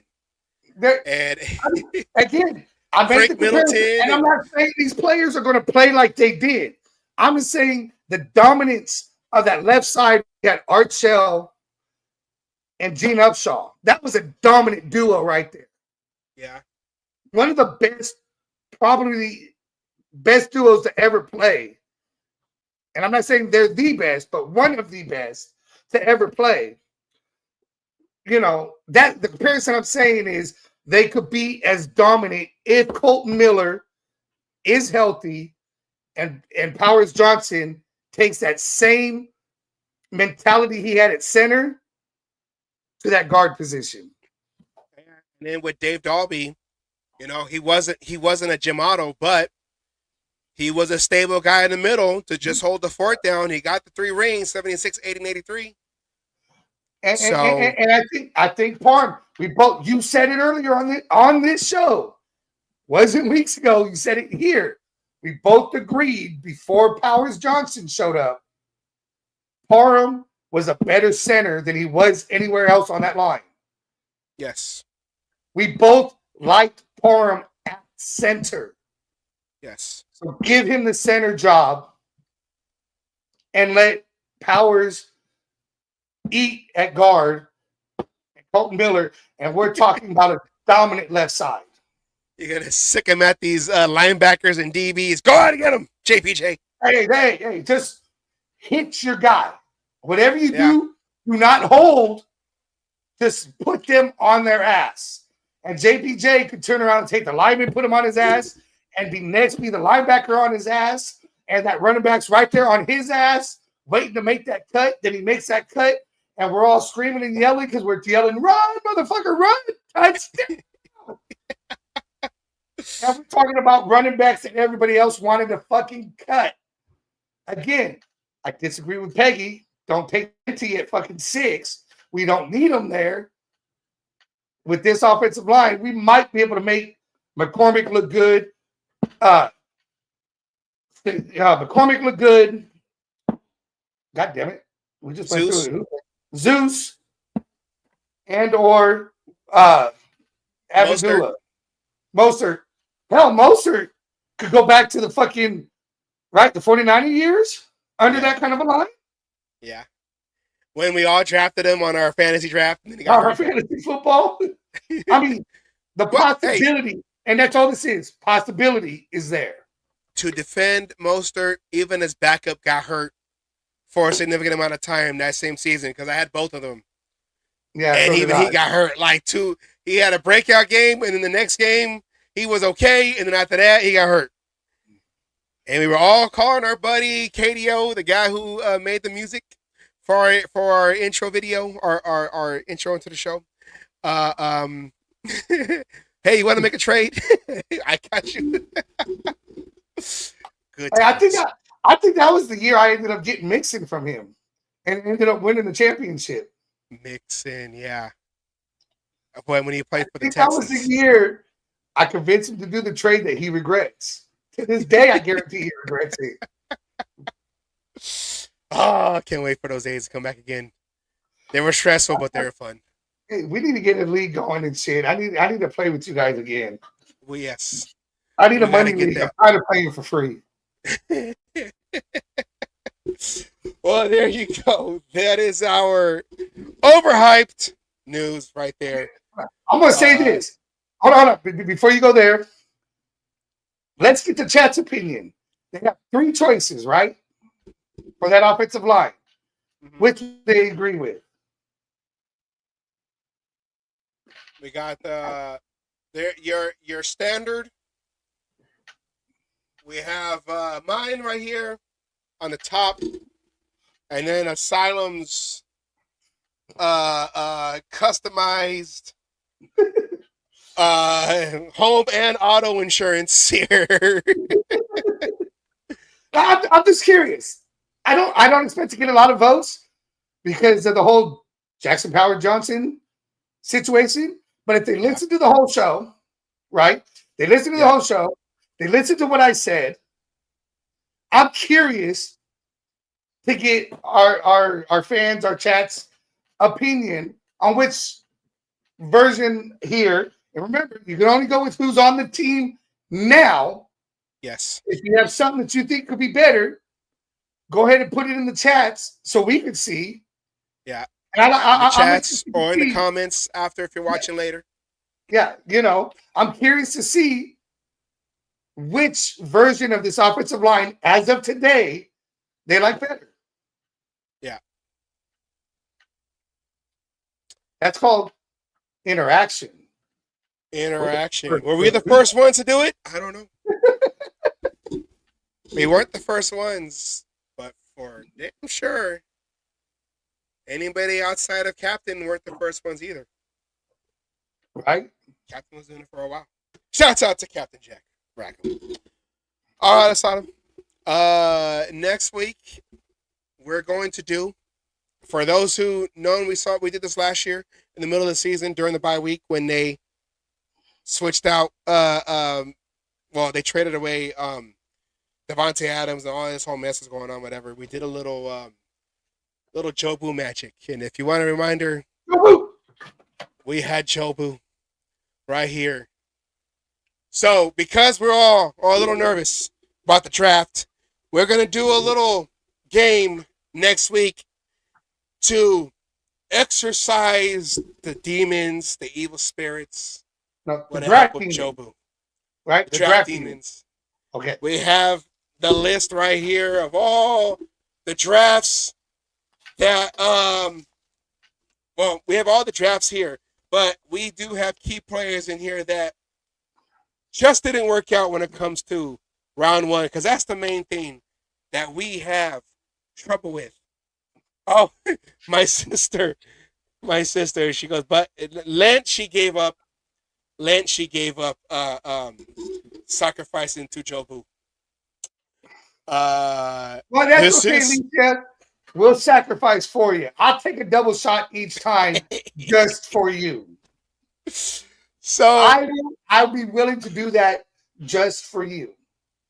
Yeah, so next week, this is I for might all be of us a little Raider fans. inebriated. All of us Raider fans, we do have we don't want to say Raider fans have a drinking problem because of the Raiders, but this is for all of us to come together and take a shot for Jobu to hopefully exorcise those evil spirits that seem to be haunting us when it comes to the NFL draft. We will have our categories to sacrifice, and then we take a shot to Al Jobu, and hopefully he can eradicate those evil spirits that are the first round draft. Now I know we did good last I year. may not have a live chicken, but I got a snake. We have the snake. What's his name again? Stabler. Stabler. So that'll be next week. For those who are watching, come back next week. Get your favorite drink to sacrifice for Aljobu. Or if you don't drink, get your favorite kind of smoke. Mary Jane. He got Diva, it out here. Whatever you want to call it. And go ahead and toke when we drink. Yes, so there you go. That I'm not going to say the rest of that one because you know what? We don't give a fuck about the rest of that. Yeah, that's yeah. Yes. And then if we get sponsored by said Charles Woodson, it would be a Charles Woodson drink. But until we get sponsored by that, I know other folks said they weren't. Whiskey. Oh, fuck yeah. Charles, if you're watching, we would gladly love to drink your whiskey on the show. Yes. And sacrifice to Aljobu. All right, Asylum. That's our teaser right there. Hey, wouldn't that be amazing? We get Charles Woodson to take a shot to Aljobu. Until we get that, the only way that'll be happening is with AI. But will that happen? I don't know. All right, everybody. We want to thank you. You make some call. All right, everybody. We want to thank you for joining our show. And we know that you probably have other options to watch, but you chose to watch us, and we appreciate that, whether it is now live or later on the replay. We always thank those who watch our show and appreciate those who subscribe and like and share our show. Asylum, any last words? No, thank you everybody for watching. Now or in the future. We appreciate everybody. Hope to see you next week. And don't hold anything that happens next week against me because I'm going to be inebriated. We're doing this for the Raiders, Kate. We do this for you, everybody. Oh, we'll send you one, Anna. We'll send you another one. Oh, it's out there on the ship. It's like that necklace at the end of Titanic. The whole timing. Yeah, they're gonna find it. Hey, you know what, Anna? Don't feel bad. I had a new bucket hat, Raiders and everything. When I went on my trip for my business, for my job, and the minute I was on the ship, there was a gust of wind and mine flew out and was sitting in the middle of the Adriatic Ocean somewhere. I feel you. We will get you another koozie. Oh yeah, we got a whole bunch, and everybody else wants koozies. You let us know in the email. What's the email? The email is, where's the banners? Email right here. The Cage Match Show. If you want a free koozie, all you gotta do is just email us and we'll send it out there. If you want a koozie, and then or lanyard, koozie, or lanyard, we'll send the lanyard out there too. And you tell your friends, hey man, if you like our show, tell them to scan that. Go straight to subscribing. Subscribe. Don't forget to subscribe. Yes. So that's what we have here. And I was just trying to get the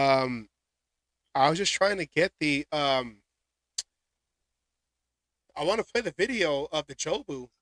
When I do have it here, I just gotta try to find it on. Oh, is that it? No, I don't know. But yeah. So next week, Al Jobu, bring your drink, your favorite drink, and we're going to try to sacrifice. Or your favorite strain of Mary Jane. It don't matter to us. Yes. We'll do it all. Maybe I'll do both on the show. You never know. We don't hate. We just want you to participate. Yep. That's how there you go. I like that. Yeah. Wait, I think I found the file.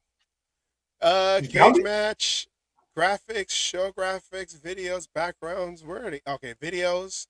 And then it's gonna be an intros, segment intros. There it goes. And then smart reference no here. Okay, you know what? I gotta find it. I have it. I just gotta find it. Anyways, if you want to see what it is, just come back next week and you'll see it. the intro to Jobu. All right, everybody. Thank you very much. We appreciate you for watching. Come back next week and make sure that you're at home and you don't need a driver to take you anywhere or whatever. Or you at least have a designated driver. Yes. Or, always hydrate, drink your water.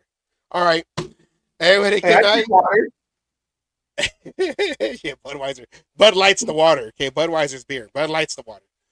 All right, everybody. If you want a koozie, there's the email right there. Just email us, and we'll send it to you. And we'll send it in time, too, for the show. If you do it early. If you do it now. If you do it on Tuesday, if you do it on Tuesday, you're not going to have it in time. Yes, so do that, and we appreciate everybody. Take care, and we'll see you next week as we get ready for the draft. All right, then. So we end every show like we always do with a message from Coach Wallace, a.k.a. Raider Milt, my high school coach from back in the day. We always keep his memory alive because he was a diehard Raider fan. And I feel like you're my coach, too. He is our coach. Because if you don't know your history, you know how it goes.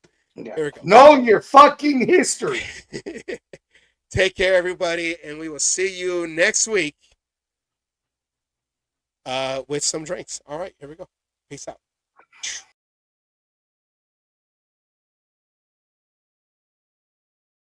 All you other NFL teams, your tailgates are weak. Your teams are weak. We might be down right now, but it doesn't take away the history. And all you Raiders out there need to know your fucking history of who the fuck you playing for and where the fuck you're playing. Damn it. Oh, and by the way, I won my last cage fight. Again, I'm still undefeated. And you NFL motherfuckers out there that you think you want some, come on and get some anytime.